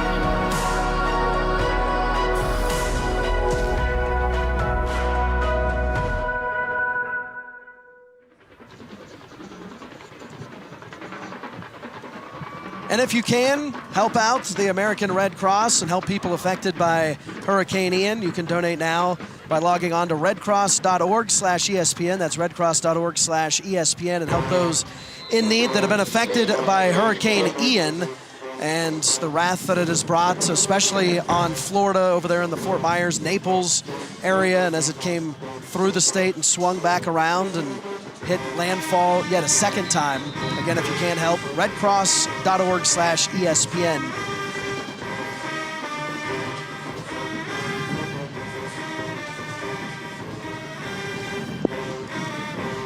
So 11 and a half to play here in the third, and it's a 17-13 TSU lead. Thanks to a Rouse 4-yard rush. And the kick is up. Now we'll see if the Dragons can answer. A little flip play for them, but didn't fool any of the Tigers. A couple of them were there to... Jaquez Jones, once again, ended up with the ball. Jared Gaston caught the kick, and a little trickery catch by Gaston and pitch back to Jones. And like you said, Dan, the Tigers were not fooled at all. So now a chance for Lane to come out and answer. Mentioned how Lane picked up losses their first 2 games of the season.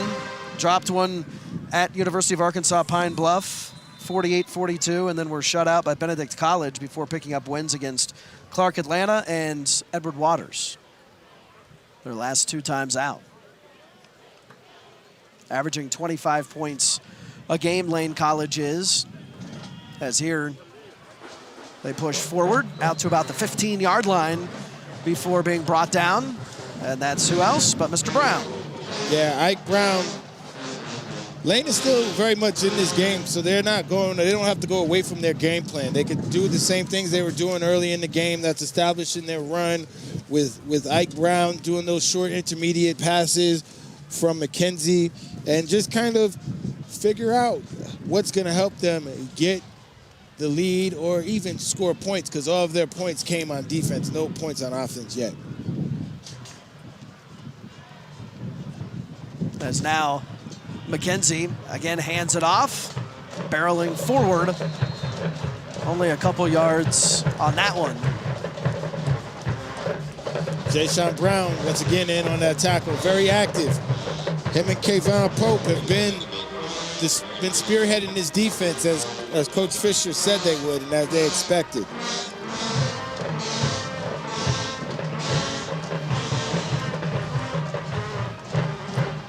Third and 5, punt alert. Let's see if the Tigers can get off the field on third down. That's one of the things that Coach Brandon Fisher wanted to emphasize this week, was getting off the field on third down. See if they're able to here.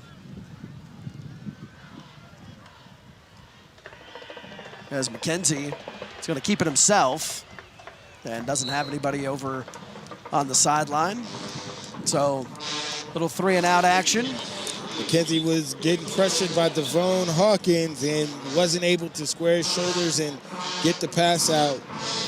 Great pressure, great series by Tennessee State.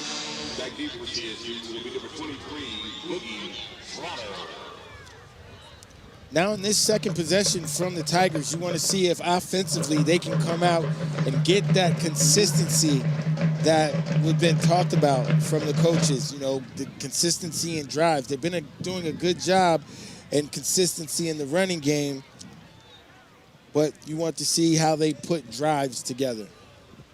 Boogie Trotter is deep for Tennessee State, and he's not going to field it. He'll let it bounce, and it'll go to the 35-yard line of Tennessee State. So that is where the Tigers' offense will get things rolling. The offense has been rolling. You know, you got Jalen Rouse has 66 yards on 16 carries. You know, Garnett is moving the ball with his legs anytime he gets the chance, and, you know, hit a few different receivers in the pass game. Nothing gaudy, no gaudy stats, but they are being effective, is moving it around and doing different things within their offensive game plan this week.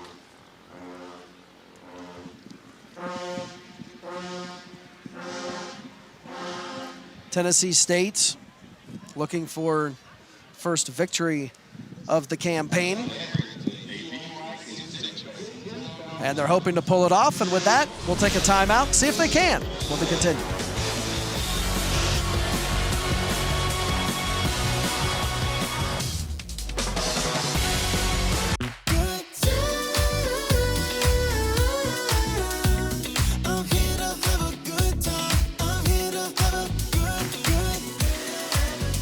Fall fade saves made easy. That's totally Target.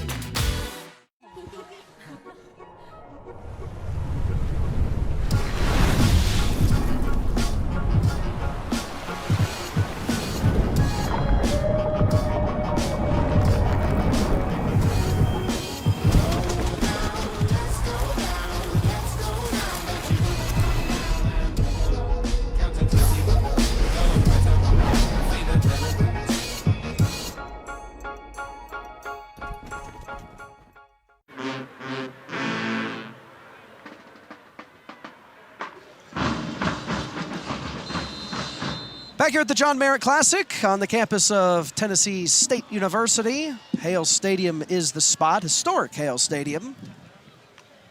Fall game being played here in first time in over 1,000 days as the Tigers get the ball. A little bit of a pickup there. That was Garnett, and he's gonna rush off. So coming onto the field, Edwin Rhodes is Edwin Rhodes. Sophomore out of South Florida, out of the Magic City of Miami. You, baby. Rhodes putting him in motion. Quick sling out, but Lane's defense there immediately as Crotty Brenson was sent in motion, but wasn't able to make anything happen on it. Yeah, it's a tough play. The corners were right there on it. It looked as if Lane was in a man-to-man, which makes it easier for them to just defeat blocks and come up and make the play. You would like the wide receiver to be able to hold the block longer, but that cornerback just made a play. Tip of the cap, and it's a 3rd and 10.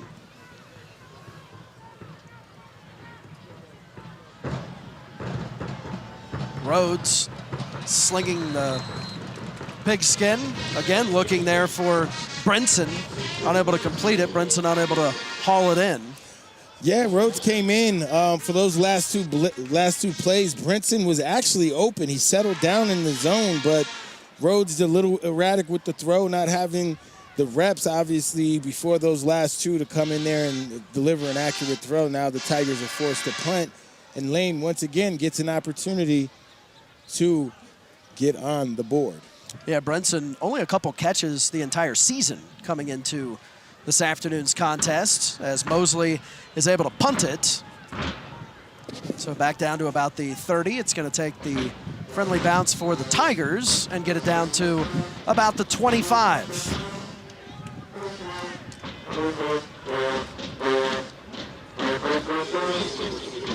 So on this possession, you'd like to see the Tigers come out and establish another drive like they did the first to start this half and get a little bit of separation because Lane is still a touchdown away, a turnover away, and they've been very opportunistic on defense. I'm sure Coach Brown would like them see them have some success on offense and put some points on the board offensively. And I'm sure Tariq McKenty would also love to see that as he comes out. 4-point edge to the Tigers. Just north of 8 minutes left to play here in the third. Dan Lang, Keith Bullock with you. Dragons have it. A quick handoff. Nothing going there. Wrapped up immediately as Ike Brown. Kendall Johnson is back there on the play. You got Teray Jones. They've been very stingy up front today. Very, very, very stingy against a Lane College team that likes to establish the run up front. Absolutely. Kendall Johnson getting in on the action. Everybody defensively is playing well here for the Tigers. Like I said, they've been pitching a shutout. Lane has gotten all their points on defensive turnovers. Kendall Johnson from Jackson, Tennessee, so from where Lane College is, up there in Jackson, Tennessee, as McKenzie has some space, gonna flip the ball over, pick up of a few yards. Not much going there. Yeah, once again, you got Kendall Johnson, you got Jay Sean Bryant, you got a whole slew of tacklers over there on the play for TSU. And that's what I was saying earlier in the broadcast. It's better when you have 3, 4, 5 guys getting to the ball. It's a harder defensive play when you're one-on-one in space with a guy that's shifty.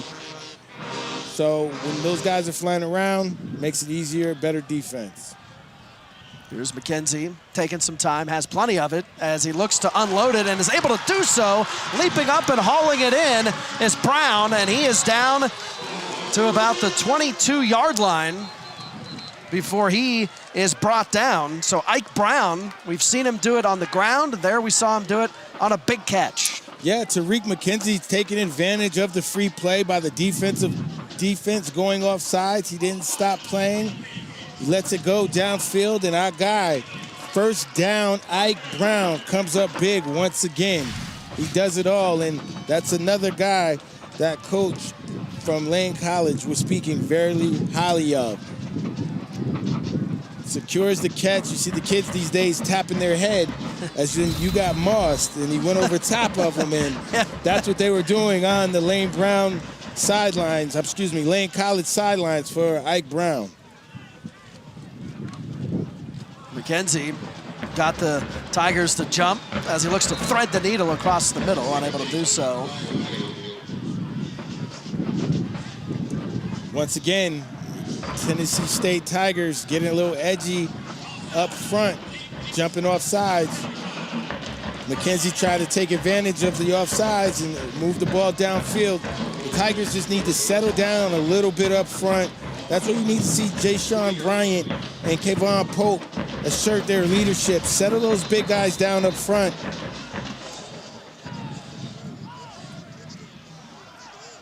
Yeah. Kayvon Pope did a great job of getting his fingers on that. That could have been 6 points instead of an automatic first down. But now McKenzie looking over to his sideline. And ready to go. Has some space. Now he'll keep it himself past the 20 to the 15 to the 10, and he'll step out just inside the 10. So McKenzie on the keeper, able to get some yards. That was a great play by Tariq McKenzie, and I'll tell you why. He's got his eyes downfield the whole time, and then he notices they're in man-to-man, so everybody's back is turned to him, knows he needs 5 yards for the first down, does a quick little 6-7 yard scamper, gets the first down, keeps the drive alive inside the 20-yard line.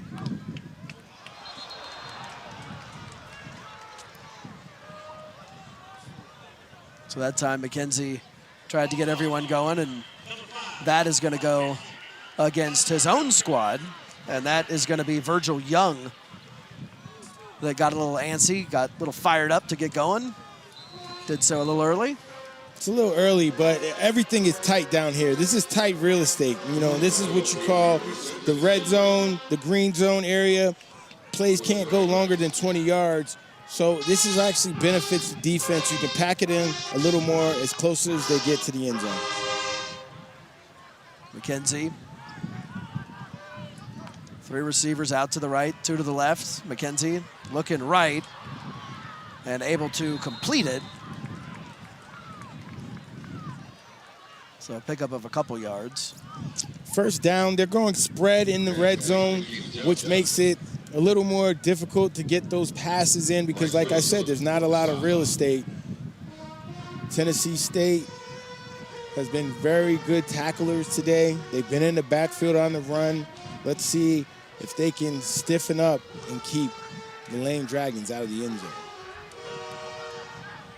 Ike Brown off to the right side as McKenzie doesn't have much time, able to create a little space and throws it to the back part of the end zone, and who but Mr. Brown is there to catch it. Ike Brown hauling it in for the Dragons, who are able to retake the lead. I know one thing for sure. If my assignment is to take Ike Brown, I will not take my eyes off him. That's one of the things. It's one of the things Coach George said. You see the 2 linebackers have the running backs man-to-man. Looks as if Kayvon Polk takes his eye off of his assignment. Coach George specifically said, keep our eyes on our work. That was Kayvon Pope's work. He took his eyes off of his work, and it leads to an easy 6 points for the Lane Dragons and our man, Ike Brown. And now the extra point is up, and it is good from Noah Shawls. So that gives Lane College 20 points and a 3-point edge on Tennessee State, on the Tigers. As we come to a timeout here in the third, we'll take it. Back with more after this on ESPN3.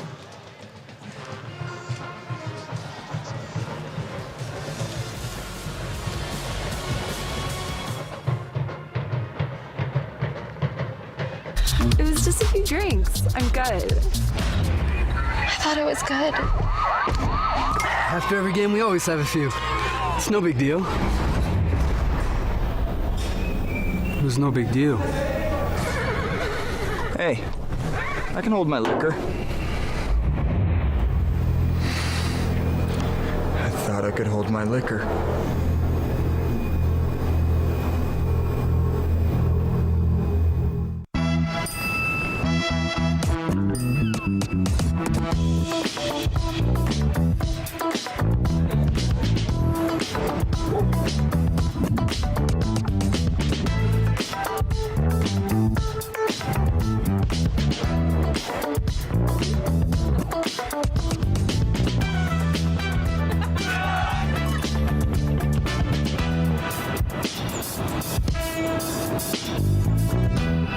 Visit Evansville, Indiana, where E is for everyone. Ideal for a weekend getaway, family reunion, group tour, concert or sporting event, small business meeting, or a large convention. Evansville has a fun, friendly environment with all the amenities of a big city. Exciting events, festivals, and attractions all year long. A thriving downtown with new hotels, nightlife, fabulous restaurants, and entertainment. We're conveniently located in the heart of the Midwest with all the charm you could ever hope for. Yes, Hoosier hospitality is alive and well. Come visit Evansville and you will see E is for everyone.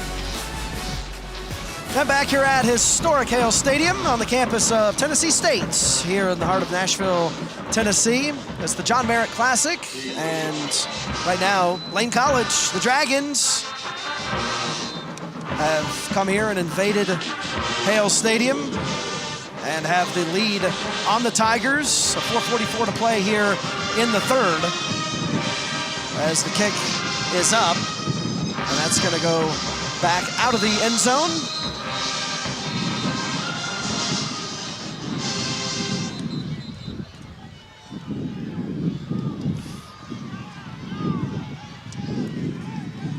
Take a look at and think about what Ike Brown has brought here to the game so far. Carried the ball 10 times, 41 yards. He's also had 4 catches for 74 yards and a touchdown. So 41 yards on the ground and, what I say, 74 catching to go along with a touchdown. Over 100 all-purpose yards, and we still got a whole nother quarter to play. So we'll see if the Tigers can get the offense rolling a little bit.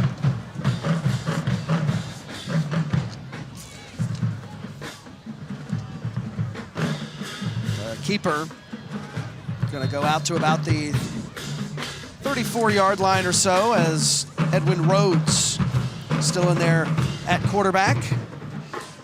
Yeah, Edwin Rhodes is in, but he seems to be able to run, you know, their base package pretty efficiently. Mm-hmm. And that's what the Tigers need to do. They need to stick with the base package. They have not been stopped in the running game yet, so continue to go with that, especially with a young quarterback in there that hasn't much playing time. They don't keep it again. get a couple of yards before he's stuffed.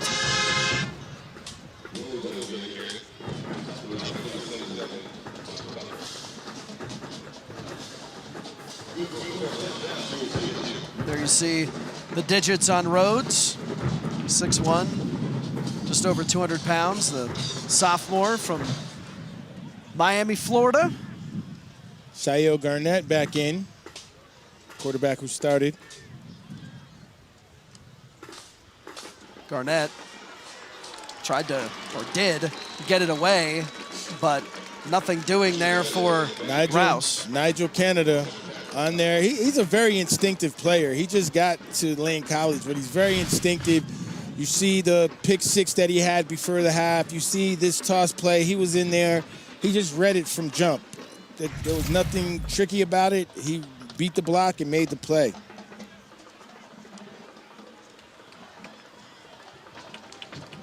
Handoff again, nothing going. Nothing going. Mackenzie Howard in there stuffing the play along with Taquan Brown. Mackenzie Howard, the 5'11" redshirt sophomore from Alabama, coming off a 6-tackle game, so no real shock that he's making his presence felt here in this one. And it just seems as if Lane defensively keeps gaining more and more momentum as this game goes. Confidence, and yeah. You hear their fans back here behind them cheering them on. TSU is going to have to make a play to get this crowd out of it. There's the shuttle. That's a positive play. Up to almost the 40-yard line, perhaps to the 40-yard line. Jalen Rouse catches the shovel pass for about 7 yards. It's still 4th down. They're still in a punting situation. TSU is giving the ball back to Lane College, who, like I was just saying, Dan, has momentum on their side going late into this third quarter.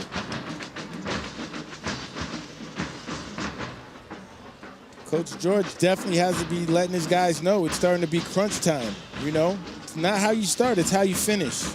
Yeah, under 2 minutes to play here in the third, and they're gonna surprise the Dragons, able to complete it out across midfield, and a first down. So great little trickery play. Caleb Mosley to Thomas Boone for the first down. Like you were saying, Dan, a little trickery. Sometimes you got to pull it out when your back's against the wall. And Boone's had a nice game, and there you saw him put on the jets just a little bit to get a few extra yards. Boone's had a nice game here this afternoon. He's played a great role in this game, and when your number is called, you make a play. Coach George making a gutsy call right there, midfield. You know, his time with the Titans, we had Coach Alan Lowry, who was a pretty good special teams coach and would always have a trick up his sleeve here and there. And Eddie might have taken that one from Coach Lowry. So now we'll see if that can maybe give a jolt to the Tigers offense. And indeed it does, pushing forward, finding some space is Rouse down to about the 35. Jalen Rouse with a nice burst up the middle. That same trap play with the tight end wheeling around. Gets a good 16 to 18-yard gain. And it continues to establish that running game from the Tigers. Little high snap. The handoff is going to go to Rouse. Able to bob and weave a little bit and grab a couple yards. It's a great play by Lane Gaither, the linebacker, keeping everything in front of him. And that's when they've had the most success, Lane, is when they keep everything in front of them. Don't let those guys hit the off-tackle holes for the big plays. And if they can just keep those edges like they've been, they're in very good shape, up 2017. Yeah, 3-point edge for the Dragons as the third quarter winds down. About 15 seconds to roll with. Keeping it, creating some space down to the 20, to the 10. Still on his feet is Edwin Rhodes. Down to about the 10. There is a flag on the play. Edwin Rhodes with a nice play off the right edge. reading his blocks, having patience in the running game. Let's see if this call stands or is it coming back. Flag came in late.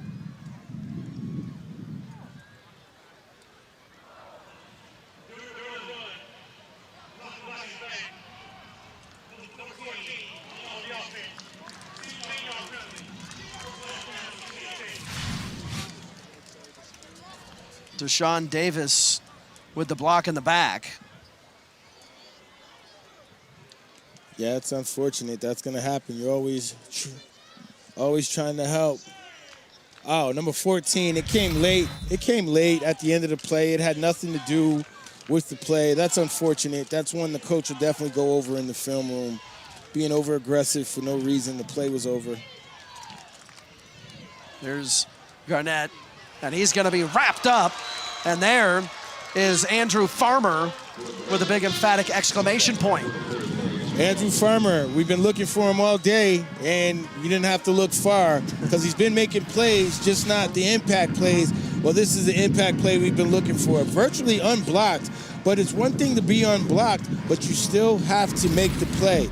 And Andrew Farmer was able to do that, push the Tigers back a bit, and stall that drive a little bit.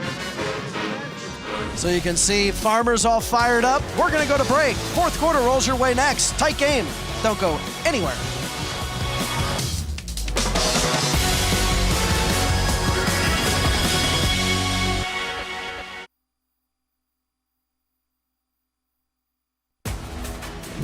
And there you see Coach Eddie George of Tennessee State, the Tigers, trying to get his guys rolling here as we begin the fourth quarter. Tight game. Lane Dragons have come in here and have the lead as we enter the final stanza. And pushing forward, still on his feet, down to almost the 10-yard line. That's some good stick-to-itiveness. That Rouse again. Yeah, Jalen Rouse has been the workhorse this day for the Tigers on offense. You know, he has over 100 yards rushing. With that, might have even put him over 110. He's put together a really good game coming off of a great game against MTSU, even though it was a loss. Yeah, you take a look at the way after three that these schools and their offenses have made statements. The Tigers over 200 yards rushing, Dragons just 59. Not much going there. On the flip side for the Dragons, 147 yards passing to TSU's 55. So it's kind of interesting how each school has been able to. Decision-making time, fourth down, 4th and 1, fourth quarter, down 3 at home. Do you kick the field goal or do you go for the first down? Looks like they have their offense on and they're gonna go for the 4th down conversion. And you're in their territory, it's on the 13. So indeed, they're gonna go for it. Stroud hands it off, and not much going at all. And you can see the excitement of the players leaping up and down on the Dragons sideline. Dragons are saying they didn't get it. We gotta wait for the official decision. And it is 4th down, first down, going the other way. Lane Dragons hold. Let's see this play. Same play they've been running right off tackle, but Lane snuffed it out. Yeah, they were ready for that. They were ready for Rouse coming up the middle. Rouse has been killing them all day, over 110 yards rushing. They just need to make that one stop. Lane defense has been coming up big for them all game. So with that, they're taking a break on the field. We'll take one as well.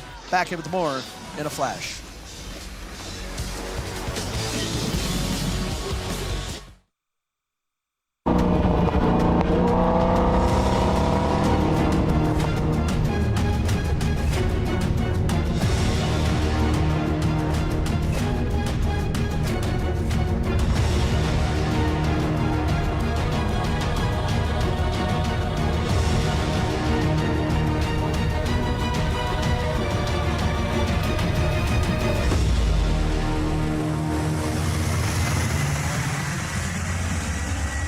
My wife got old, so it's time to put her in a home. It's the home I've always dreamed about. I've been waiting to get old for years. And that means I can get my UX people started on that app I need to develop. I'm getting old right now. With an expert to explain the differences between bond prices and bond yields. Introducing Old National Bank, where relationships and results matter. You're never too old to get old. She's old. Old National Bank. Get old.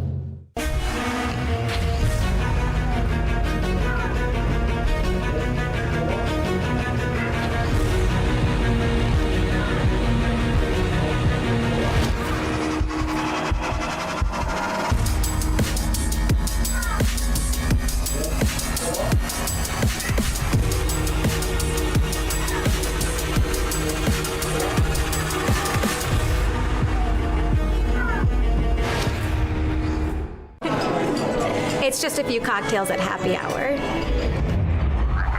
It was just a few cocktails at happy hour. Really good try. There aren't any cops around. I didn't think there were any cops around. I drink and drive all the time. Sir, you've been in a serious crash. I need you to hang on, okay? Tell me your name, sir. Where you are right now?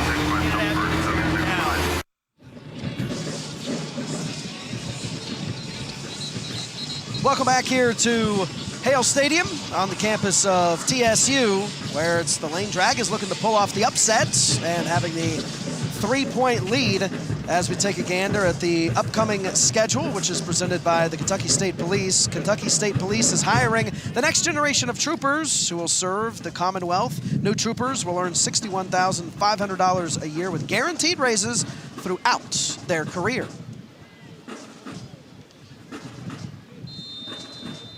So 13:50 left to play in this one as Lane College looks for their third straight win. McKenzie has some time rolling out to his right, looking downfield and unable to complete that one as he was looking for Virgil Young, unable to find him.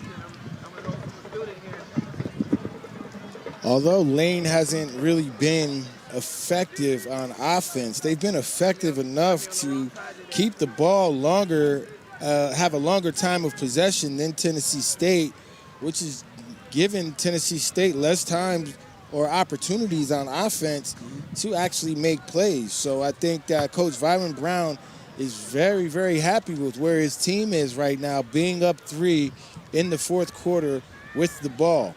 Playing the keep-away game, so to speak, as McKenzie able to hand it off, and there, big stop. Not there much going for Duke. Those two linebackers again, Kayvon Pope and Sean Bryant on the play. Those guys are all over the place. What a tandem. Coach Brandon Fisher has been high on them, so is Coach George. Been looking forward to see these guys play. I saw them practice earlier in summer camp, and it's great to see the product they're putting on the field today. Yeah, Bryant's fired up. Bryant's had a nice afternoon of football. A senior, local product from right here in Nashville, and the play's gonna be whistled dead. This might be against the defense again. Or maybe the offense, they blew it dead. Normally if it's defense, they let it keep going. So it's offsides. It's gonna be on the defense.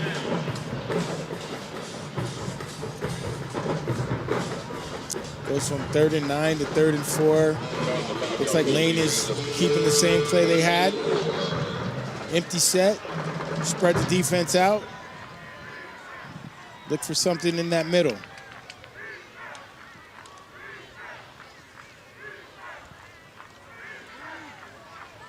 McKenzie trying to get the Tigers offsides, signaling out what he wants the receivers out to the left to work on. Has time in the pocket. Quick swing. Catch is made by Kylon Dew to move the chains. At this point, that's all Lane has to do, is keep getting first downs and wind the clock. There's nothing that says that they have to hurry up or do anything in that fashion. Although they are doing a no-huddle offense, it's not in the hurry-up fashion. You see he looks to the side, the coach gives him the signals. So it's a on-the-ball play-calling system, but not necessarily to hurry the defense. And McKenzie doesn't have much time, still on his feet, trying to find a seam, doesn't have much to work with. Able to maybe rattle off a couple yards before being brought down. Able to make just a little something out of it, maybe. Tennessee State doing a great job in the back end with that coverage. You know, that's why McKenzie is looking all over the place, looking for guys to throw the ball to because they're locked down in the back end. Now you just got to get that front four to apply pressure like they just did to get some sacks.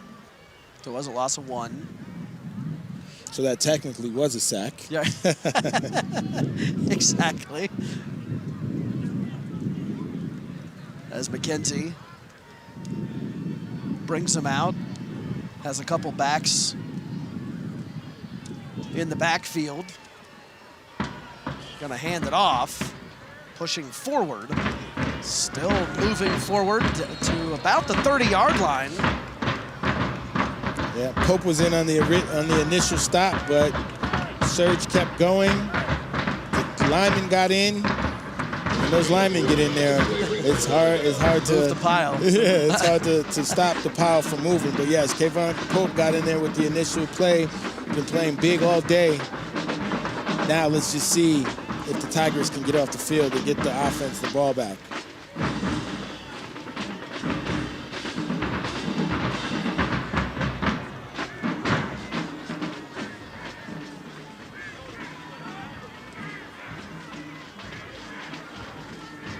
Do see Noah Shawls also working the kicker. Has not much room for McKenzie. Now he's able to create some as he slides forward. Just shy of midfield, but does pick up a first down. So he there was able to see the field. He's done a good job of that really all game, McKenzie has, of seeing the field and making plays happen. Yeah, absolutely. When you watch the replay, you see the safety drop to the middle, and TSU, they were in man-to-man defense. So once the pass rush gets up to McKenzie, he notices that all the defenders' backs are to him, so he's able to scramble, keep that drive alive, move the chains, keep the clock going, and get another Lane Dragon first down. Approaching the 10-minute mark here in the fourth. As McKenzie again claps his hands, then glances over to the sideline. Now it looks like they have it set. And the handoff goes. Not much going at all. Quick movement there. Big Teray Jones is in there, making the play in the backfield. He's been in the backfield just as much as Kayvon Pope and Bryant today. They've been a lot of these guys have been active. Big Cam Stewart, we called his name a lot early. Kendall Johnson's been very active. Adode Adderwolf has been active. So Tennessee State defense have answered the call. Been pitching virtually a shutout, -1 play, so that's not a shutout. That's a valid point. You mentioned Teray Jones, 6'1", 310. Pass across the middle is complete. That's okay, because you like that coverage. You know, I like the fact.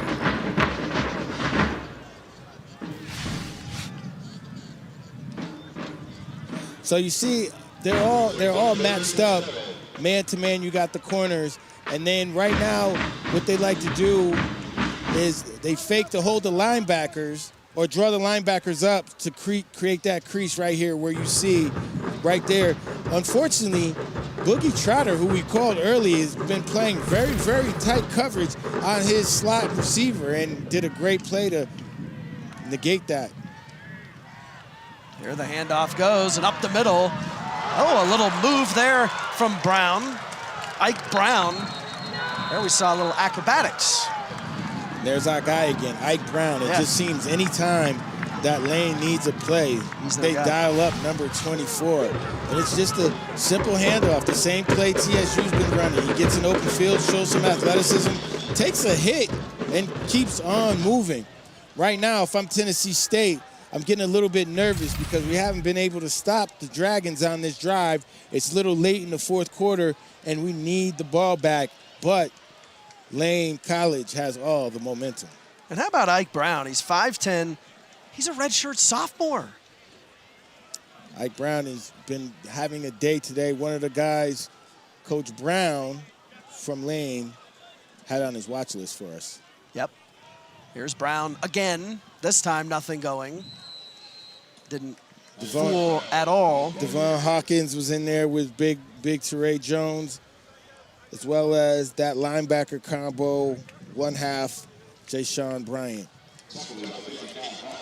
So, Dan, right now, defensively, you want to put plays together. Like, you would think that you would like to get maybe a tackle for a loss. It's a field position battle now. You know, they're at the 40, another first down gets them right there at the 30, and they're pretty much in scoring range if their kicker has the leg, and you see that they're doing a great job of churning the clock. They've had the clock pretty much the whole fourth quarter. Yeah, they have.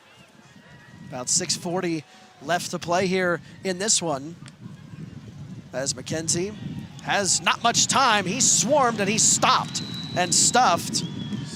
They're moving in quickly. Teray Jones. And that's the play that I was talking about. A play like that. I don't think that was the smartest play called by Lane because they're doing well. But he was going to try and throw it back across, and either way, it could have been a disaster. Could have been picked off. So I think Lane got away with one by getting the sack. Now it's 3rd and about 21, but that could have been 6 points the other way. And the big dude showing some nice speed, 6'1", 310. Big boys be moving these days. 20-17, Lane clinging to a 3-point lead at the 6-minute mark here in the fourth. McKenzie again, long glance over to his sideline. Has some time in the pocket. Now he's being rushed, and as he's being brought down, he unloads it. Incomplete pass. They're going to say incomplete to Do. And in on the pressure there was Hawkins, I believe it was, as well as Johnson. Got a little excited there. I was thinking that Tennessee State was going to have an opportunity at that. Either way, that's ill-advised by your quarterback. Take the sack, if anything, especially in this situation. Yeah, Kendall Johnson making a big statement there. Well, I will say, Tennessee State defense came out and did their job today. They were clicking on all cylinders. Although a few guys on Lane were able to have a day and make some plays, for the most part, the Tigers defense showed up today.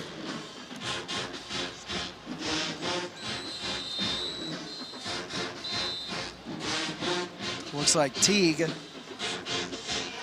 Scholes, they're going to want to talk things over. So a discussion on the field. And with that, we'll take the break as well. Back with the wrap of this one in a bit.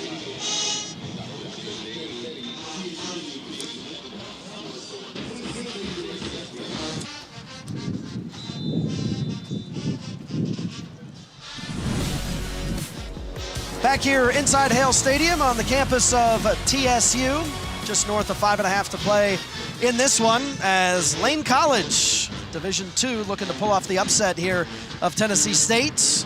The punt sky high, not too far, as the wind, I think, caught that one a little bit. And that's going to get out to about the 40-yard line or so, and that is where TSU's offense is going to have to come in and try to get things rocking and rolling. 10th time these teams have played each other, and there you see it. Lane looking for their first win in this series. Dates back to 1916. Neither team scored in that one. Last played in 1996. So Lane can get their first win or not the series at 5 with a Tennessee State field goal.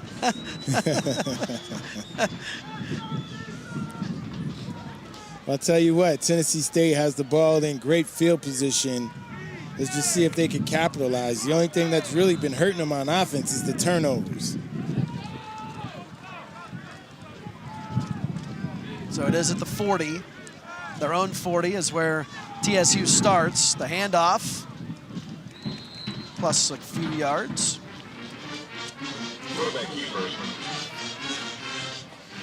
Linebackers from Lane College have been very busy. Mackenzie Howard and Tyshawn Gator have been doing their thing today out there.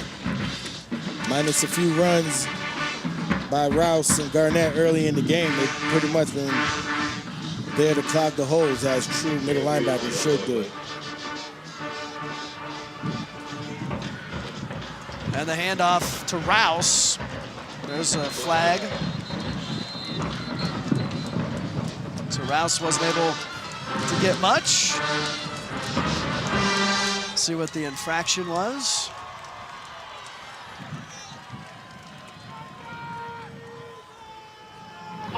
So holding on the offense, and that's going to move it back.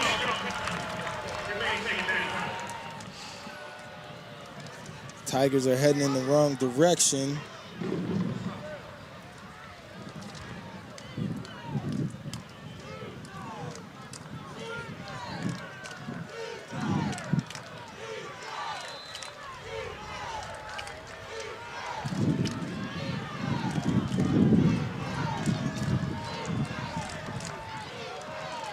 There's Rhodes, a little bit of time.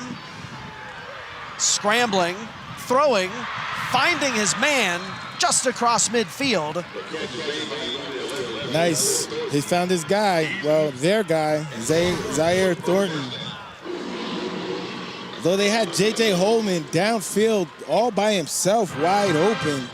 But regardless, they were able to move the chains. And no, that's not a first down. It's only second down.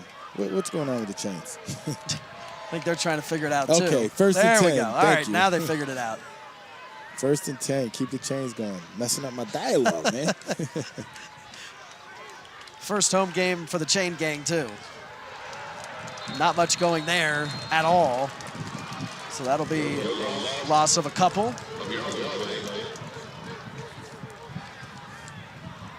McKenzie again.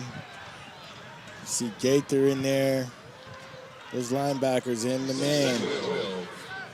LaQuintus Summers. Big fella's been busy all day. Really got to tip my hat to this Lane College defense. Both defenses today, really, but Lane College being the smaller school, knowing that they're playing against a bigger team, has definitely answered the call. He's going to keep it himself and tripped up. Rhodes was. So a gain of a couple yards. Yeah. Coach Byron Brown from Lane, he said that, look, this was a tough task. This was a great opportunity for them to be on TV, playing in front of family. You know, great for marketing their school because, you know, they got plans too. You know, the guys that he's been with have been here with him since 2018, since he's got on the staff. Became head coach in 2020. And a lot of these kids could have maybe gone through the transfer portal to other schools, but they stayed with him. Break on the field, we'll take it as well. Under 3 to play here in Nashville in the John Merritt Classic.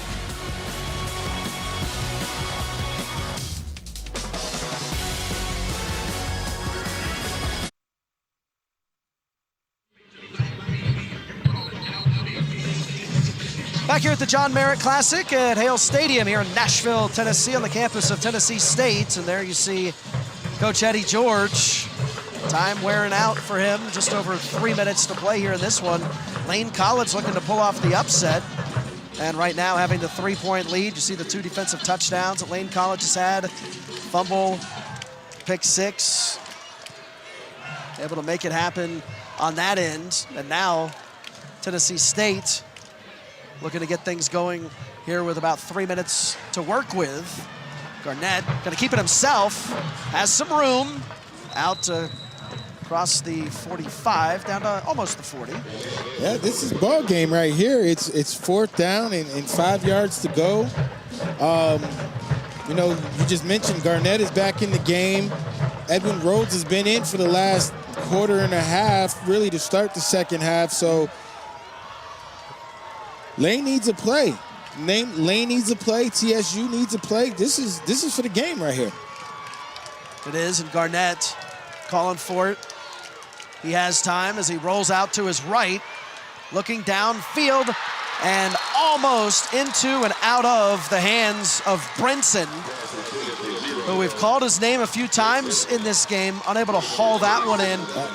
That was a huge play. I actually think Flakewood Tucker got more of his hands on the ball to almost pick that off. So, look, that would have been the third turnover for Shail Garnett. Maybe that's why they took him out earlier in this in this half. But once again, the Lane Dragons defense is stout and steps up. There you see some emotion from the head coach from Byron Brown. Talked about a little earlier how, steady, calm, cool, and collected. Saw the fire up there. Yeah, now he knows his guys are in the driver's seat. They're in the driver's seat. The game's not over, but they're in a great position. All right, and with that, we'll take a break. Tight game, don't go anywhere. Still a couple minutes to roll with.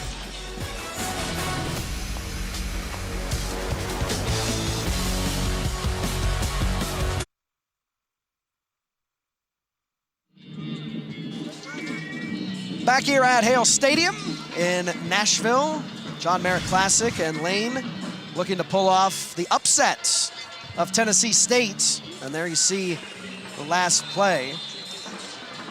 And look at the excitement brought by Lane. Tucker and those DBs have been flying around all day, making plays.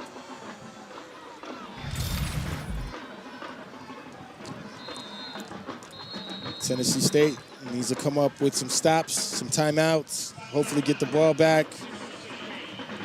But Lane College has done and executed everything Coach Byron Brown said yesterday when we spoke to him.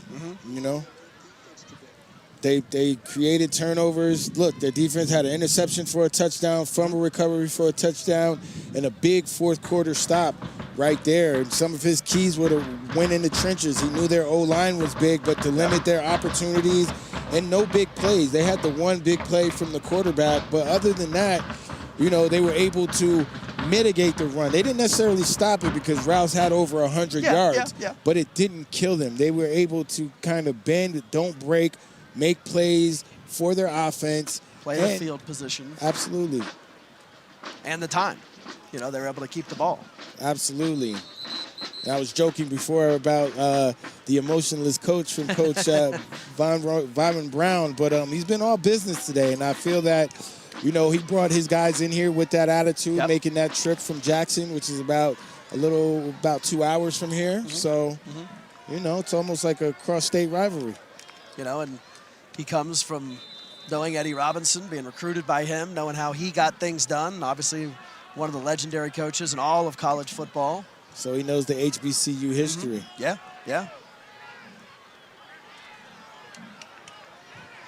So here, McKenzie, quick toss. And those are the plays that get you in trouble. As a coach, you like to have back. Well, you like that it didn't go the other way because that was a quick throw by McKenzie, and the corner sat on it and read it. And that would have been the play on defense Tennessee State needs. Also don't like that call because it stops the clock.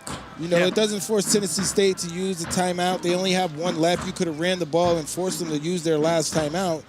Now you stop the clock. You're going empty again, so I assume you're in another passing situation. First down might win the game, but you still stop the clock if you don't. Here's McKenzie. He's going to keep it himself and run it up the gut. About midfield for him. See if he got there. So that's going to prompt Eddie George and the Tigers to use their final timeout. With a tight game here at the John Merritt Classic, a 20-17 edge to Lane College over Tennessee State.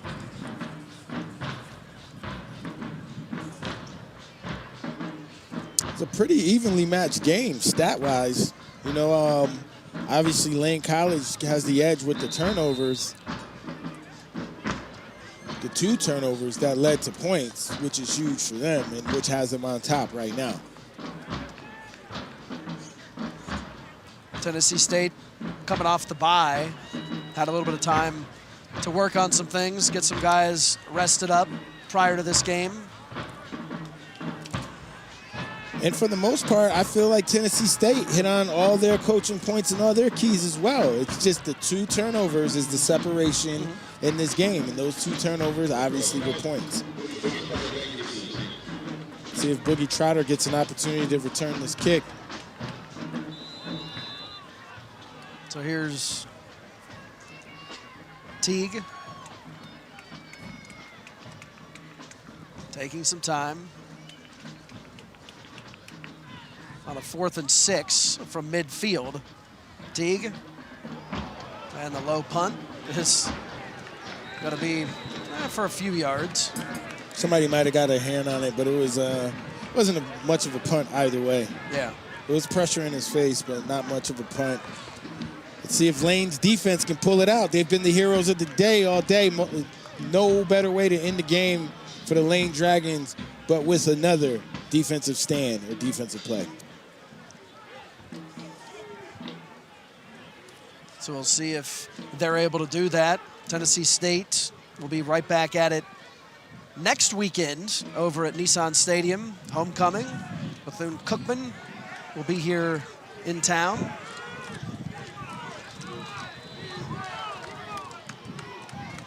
Some of the Lane College fans getting quite vocal here on their sidelines. That pass is going to be complete. And Zaire Thornton with another reception. But they need to push the ball downfield. You know, Zaire Thornton has a handful of receptions today, but they're all about 10-yard receptions. So I think they need to start pushing the ball downfield. Here's some time. Now Rhodes moving over. High pass. Did he make it? Incomplete. No, incomplete. Unable to pull that one down was J.J. Holloman. Still a lot of time left. Still a lot of time to work the sidelines. Still a lot of time to throw something deep in the middle of the field to get a chunk of yardage, get up to the ball. You know, the clock stops on the first down in college football, so you have way more time than you think. 3-point game, edge to Lane.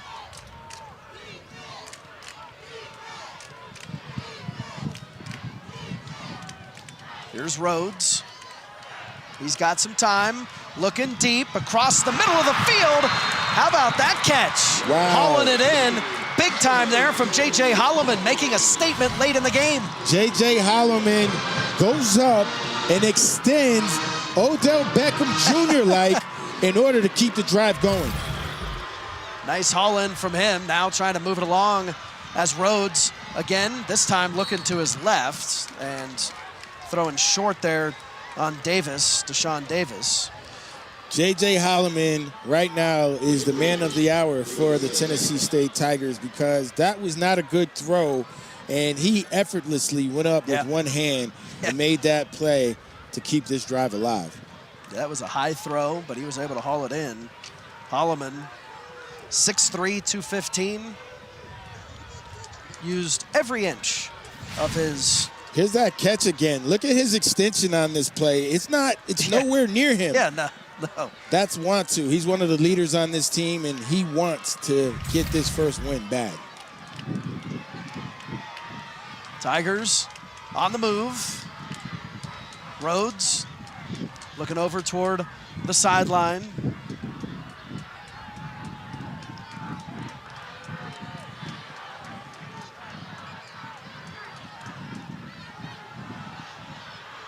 Now Rhodes is going to be brought down. So a sack there for the Dragons, swarming. Dragons defense is still doing their thing. JaQuintus Summers still applying that pressure. Pressure up front. Summers Oh man, he's been a one-man crew. He beats his initial block from the offensive guard, then he finds himself one-on-one with a running back that does not stand a chance. I don't know if Jaquintus Summers is on any pro scouts radar, but they might need to go check that guy out. Third sack of the season for him. Yeah, he's been making a big statement here all afternoon. 6'2", a sophomore out of Alabama.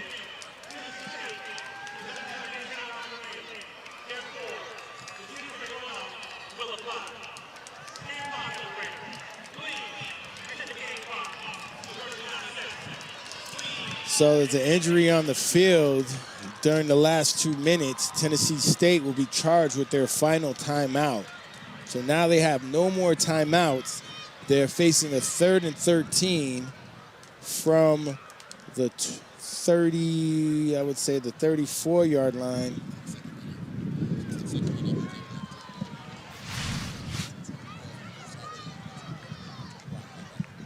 Yeah, and you see the tackle, number 72, gets his legs kicked up under him. Oh, you don't like to see that. And then the pile falls on the back of his legs, and it's good to see the big fella get up to walk off on his own. But unfortunately, that penalizes Tennessee State. They lose their timeout, and I believe there may be a 10-second runoff. Yeah, 10-second runoff because of that within the 2-minute component, and so didn't have a timeout with the injury on the field. So now Brandon Jones, one of their stalwarts in there on that line. It's going to be 39 seconds, I believe. No, okay, so they still have to tick those off. Even though it looks like they're ready to go, the clock's still moving. So now it's going to be Rhodes stepping up. He's got some time, looking, and throwing it between a couple of his receivers, but just out of the reach there of Davis was, I think, the intended. Well, it's fourth down now. You had Davis there and you had Thornton there, so he kind of just threw it up for grabs. One of those guys, I couldn't tell. But right now it's fourth down, 4th and 14. We said it earlier, this drive, but this is for the game again. I love it when broadcasters do that, right? They're going for the field goal. Stop the press. They're going for the field goal. This will be about 30, 44, 50, 51-yarder. 51-yarder for the win, or the tie. The tie. Wow. And that's going to prompt Lane College to want to talk things over. For the tie. So Lane College wanting to discuss. I would think that if you're going to go for the tie, you would run a better third down play. Maybe something that comes across the middle that you can actually get the first down, because they didn't have to go for the end zone on that third down play. They could have obviously gotten into better field goal range or tried to get a first down if they're thinking field goal. So it'll be a 48-yard attempt is what they're going to be looking for here. Yeah, and that just surprises me, because if you're going to go out and kick a field goal, if on third down, if you don't get this fourth down or this third down conversion, you're going to kick a field goal, I would assume that you would run something to at least make the kick easier on your kicker. Although he hit one earlier from less than 30, it looked like it would have been good from 50. This is actually closer to 50. First time in his career that he's attempted one from this far out, as Mosley, the senior, looks to even the game. The kick is up. It has the distance. Does it have it? It does. It's good. Huge kick by Mr. Mosley. Caleb Mosley coming through, tying this game up at 20 apiece. The Tigers are still alive. Coach George and his Tigers are still clawing. And there you see Coach Byron Brown bites his bottom lip, puts that serious game face back on. He's ready to go back to work. Coach George is a little elated, can breathe a little bit, but he has to go back to work. Right, so it is not over. We just get more of this John Merritt Classic today here in Nashville, Tennessee. What a game. 14 seconds left.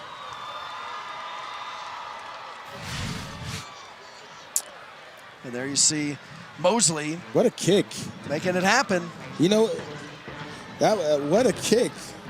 And that shows the utmost confidence that Coach George had in Mosley to make that kick. You know, he put him out there for pretty much basically a kick he's never attempted at 0-3 to salvage going 0-4. I really respect Eddie George for putting that gentleman in that position to make that play and then him being able to do it.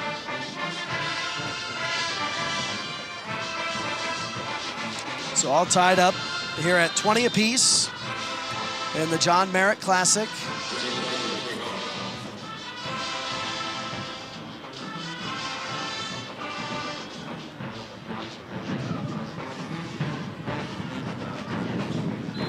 So that'll go out of the back of the end zone. So touchback.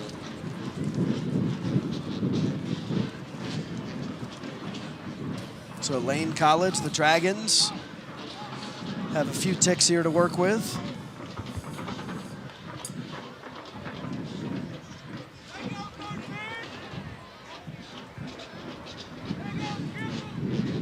I think now the coaches more so start to get their overtime game plans out and ready.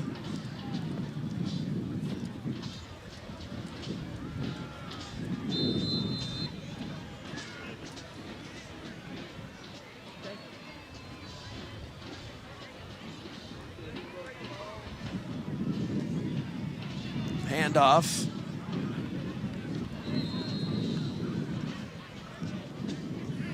Gain of a couple of yards.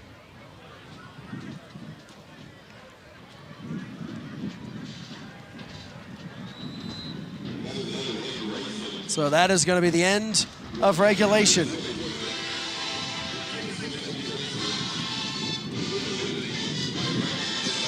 So all tied up here at 20 is how regulation ends. And I guess when you take a look at the first 9 times these teams have met, 4 of them have ended in ties. I guess there's no real shock that we're playing a little extra football here this afternoon. And there you see the notable overtime rules this season. So each team gets a possession from the opponent's 25-yard line through the first 2 overtimes. Have to go for the 2-point after a touchdown, starting with the second overtime. Alternating 2-point conversions replace offensive possessions starting with the third overtime.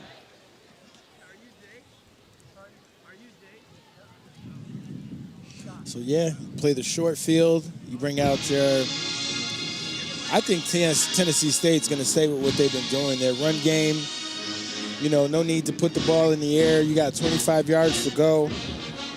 I honestly like Tennessee State's defense to stop Lane College's offense. But we'll see. Because I say that Lane hasn't been able to put, they put 1 touchdown drive together.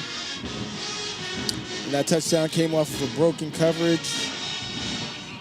Tennessee State came in wanting to be able to sustain drives and emphasize the running game, which they've been able to do. Should be a fun next few plays. As Farmer is out there to discuss matters with the officials for Lane College.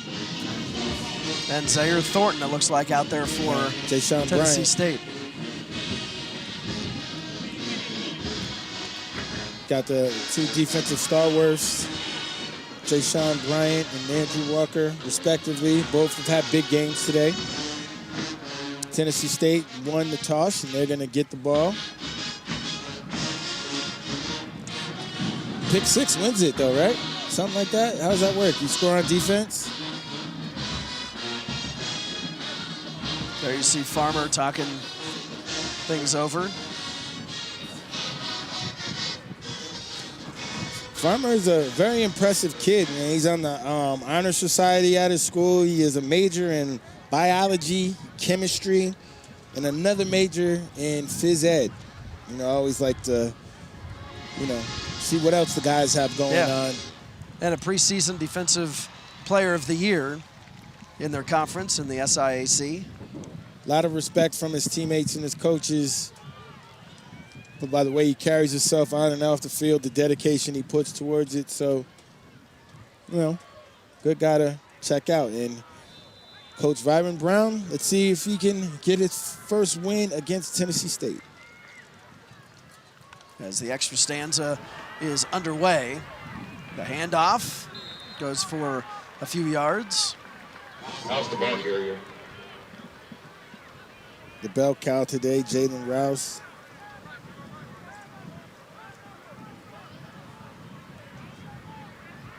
$36 Anderson on the stop. Gain of 5. So Garnett is in.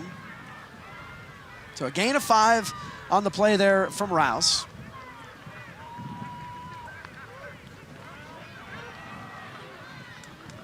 And again, toward the middle of the field and gain of a few. He's talking about number 8, Johnson. 3rd down. Jeffrey Johnson on the play, along with Quintus Summer. Another dive to Rouse. 3rd and 4. Big play.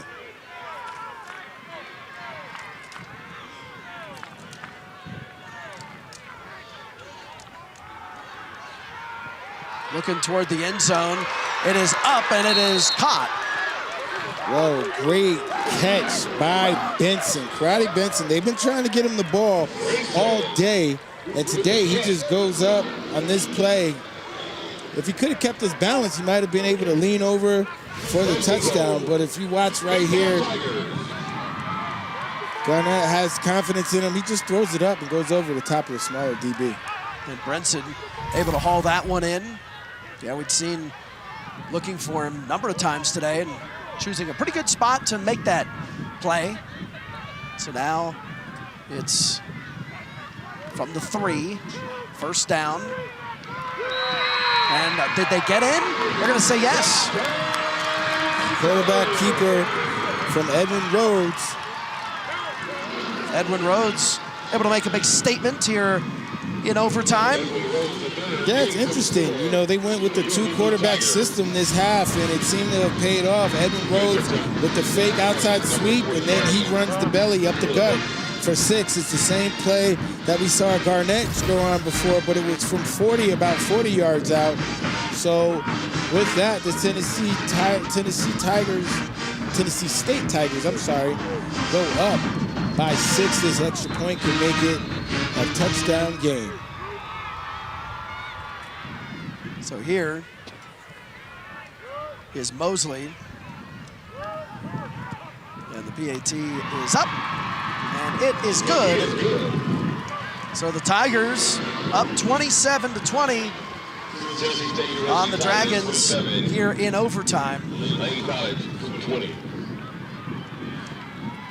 That being said, Lane College has to score a touchdown in order to keep the dream alive. Tennessee State needs to just get them off the field defensively, something that they've done very well today.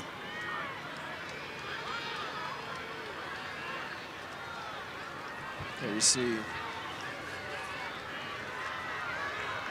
Coach Brown. Coach Brown is a offensive-minded coach, so I'm sure he has something up his sleeve for these situations. Most coaches have their specific overtime package. They have also their 2-point package, so I think Coach Brown will be ready for anything in this situation. We'll see what he has up his sleeve.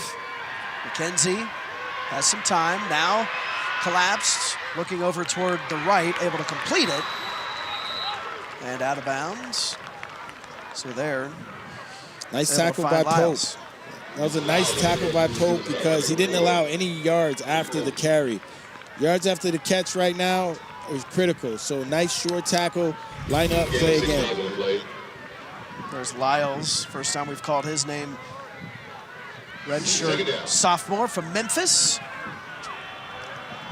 So 2nd down and 4.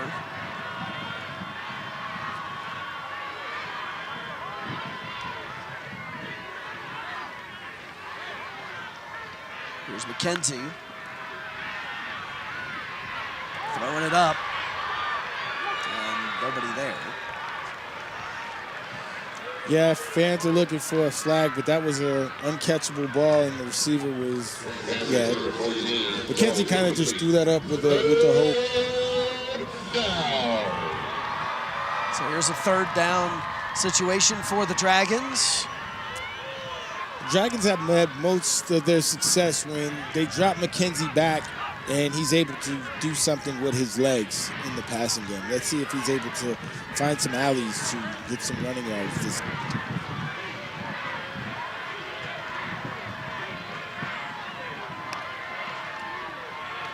Now he's got some time, slings it, and it's complete. Pass complete to number 14, Jones. So that's to Jaquez Jones, sophomore from Orlando, able to haul that one in. Big play there for Jaquez Jones. And you get another look at it. It's been his guy all day. When he needed something, he's gone to Jaquez Jones, and Jones has come up big every time his number has been called. He's had a nice day today. Although they haven't thrown much, he's been the guy for them.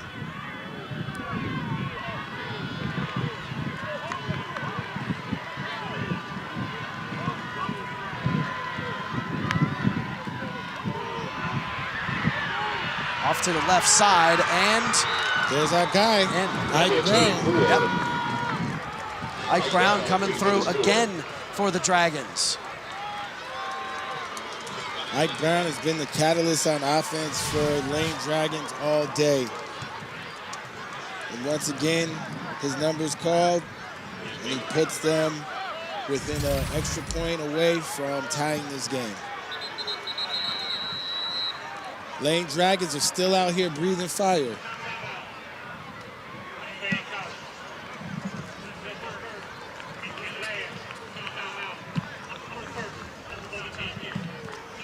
They're gathering up. I wonder if they're gonna attempt a 2-point conversion, Dan. Just go for it. Why not? You came all the way out here. You've come this way. You really didn't expect to be in this position, especially from, you know, you knew what you were up against, the bigger school. Coach Brown was aware of that. Give the fans what they want. Give your players what they want, an opportunity to come out here and win. And I'm sure maybe that huddle was about, what do you guys want to do? Do you want to play for the tie, or do you want to go for the win? And it seems as if they're lining up to go for the win. So they're going to look for the dub here. Tennessee State clinging to the 1-point lead here in overtime. This is what it's all about. What does McKenzie and what do the Dragons have up their sleeve here? Notice you got Brown in the slot right here down at the bottom of your screen. Look, watch number 24 in the slot. He hasn't been in the slot all day. So now Tennessee State calls a timeout after seeing what the Dragons come out in. Coach George saw that. Now he wants to chat things over. This has been a great, obviously the players have been out here playing the game, but the coaching battle that's been going on has been great too. Yeah, Coach George on a 4th down, he calls a fake punt at about 6 minutes left at midfield, keeps the drive going, allows them to get in scoring position for that field goal. And, you know, Coach Brown making decisions like this. Look, we're going to go for it. At the end of the game, let's get out of here with a win. We're just going to lay it on the line. The kids played hard enough all day that they deserve to have this opportunity. It's almost like Coach George giving Mosley, the kicker, the opportunity to tie the game. Coach Brown has given his men the opportunity that worked all week to go out here and win the game. Now, it looks like after the timeout, maybe they're just going to kick it. Looks like they got their big boy backfield in. So no, but they're not going to. So looks like McKenzie ready to go. Dive off the right side. Indeed. And a whistle. And they're going to get it in there.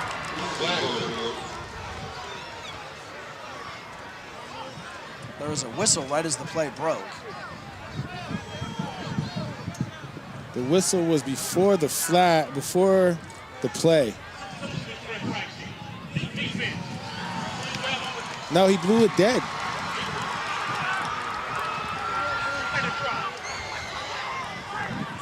The ref blew the play dead before the play. Although Lane scored, the whistle came before the play. So therefore, the 2-point conversion cannot count.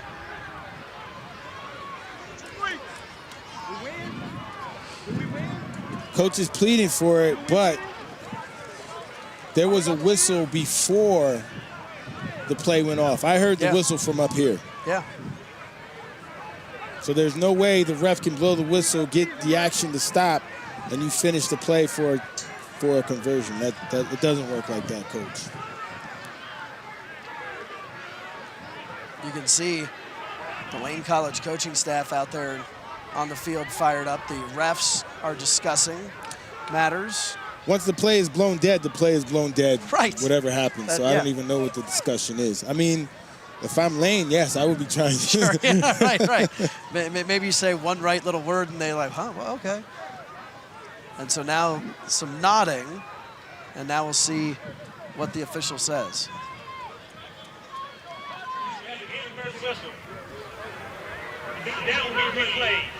So they're saying an inadvertent whistle, the down will be replayed. Inadvertent or not, you hear the whistle throughout the play. Inadvertent or not, you hear the whistle before the quarterback even throws the ball. So now is where Lane has to get composure. It's just replayed it down. Replayed it down. Coaches are out there yelling at the refs. That's not going to do anything. Get composure, compose your team, call a play, and get the point.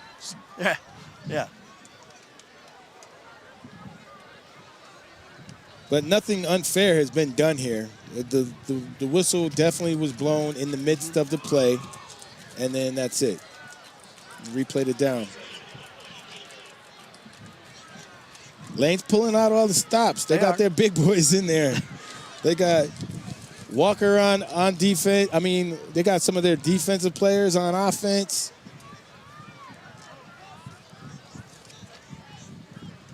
They got Taquan Brown in there as a lead back. They got Andrew Farmer in there. And one of the Lane coaches really fired up, and a couple of the other assistant coaches. That coach doesn't know the rules. Are coming over to walk him off. The coach is upset, but the whistle was blown, Coach.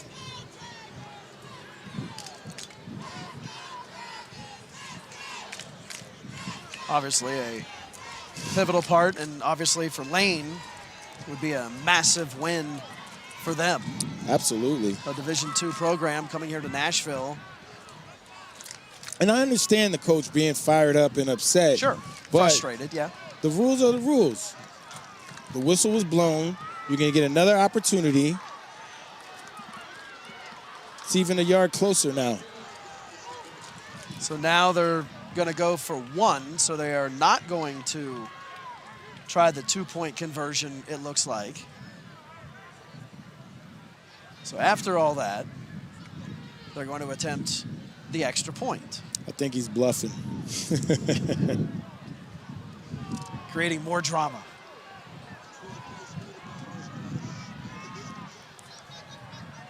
Yeah.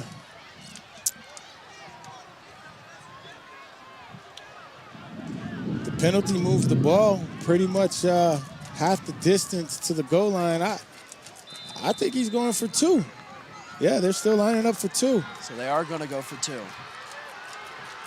I'll watch for the same play. Here's McKenzie. Now the run forward, and they are in. The Dragons able to come here to Nashville and pull off the upset. Ike Brown, the man of the hour. Ike Brown got it done all game and gets it done here in overtime, giving Lane College the upset. The Division II Dragons coming here needing overtime, but outlasting the Tigers. What a game by Lane. They came, they showed up. As you said, Dan, they came in breathing fire all day. They came down to the last play. They got that opportunity. Upset the Tennessee State Tigers and moved their record to 3-2. So we'll take another look at what proved to be the winning play. Same play they've been running all game. Ike Brown puts 1 foot in, a 1 foot cut and upfield to get 1 yard. Why change it if it's working? It's been working all day. Lane College came out here and earned this victory.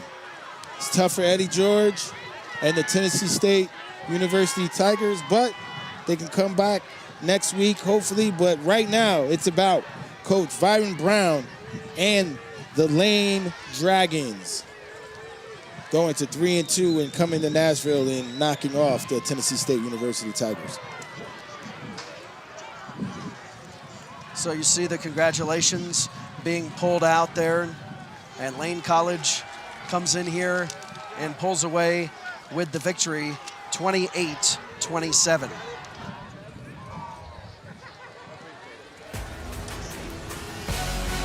So that'll do it for Keith Bullock. I'm Dan Lang saying so long from Hale Stadium here in Nashville, Tennessee. The final score, 28-27. Lane College over Tennessee State. All games airing on the ESPN Network. So streaming live and archived on the ESPN app. This has been a presentation of ESPN. Good afternoon, everybody.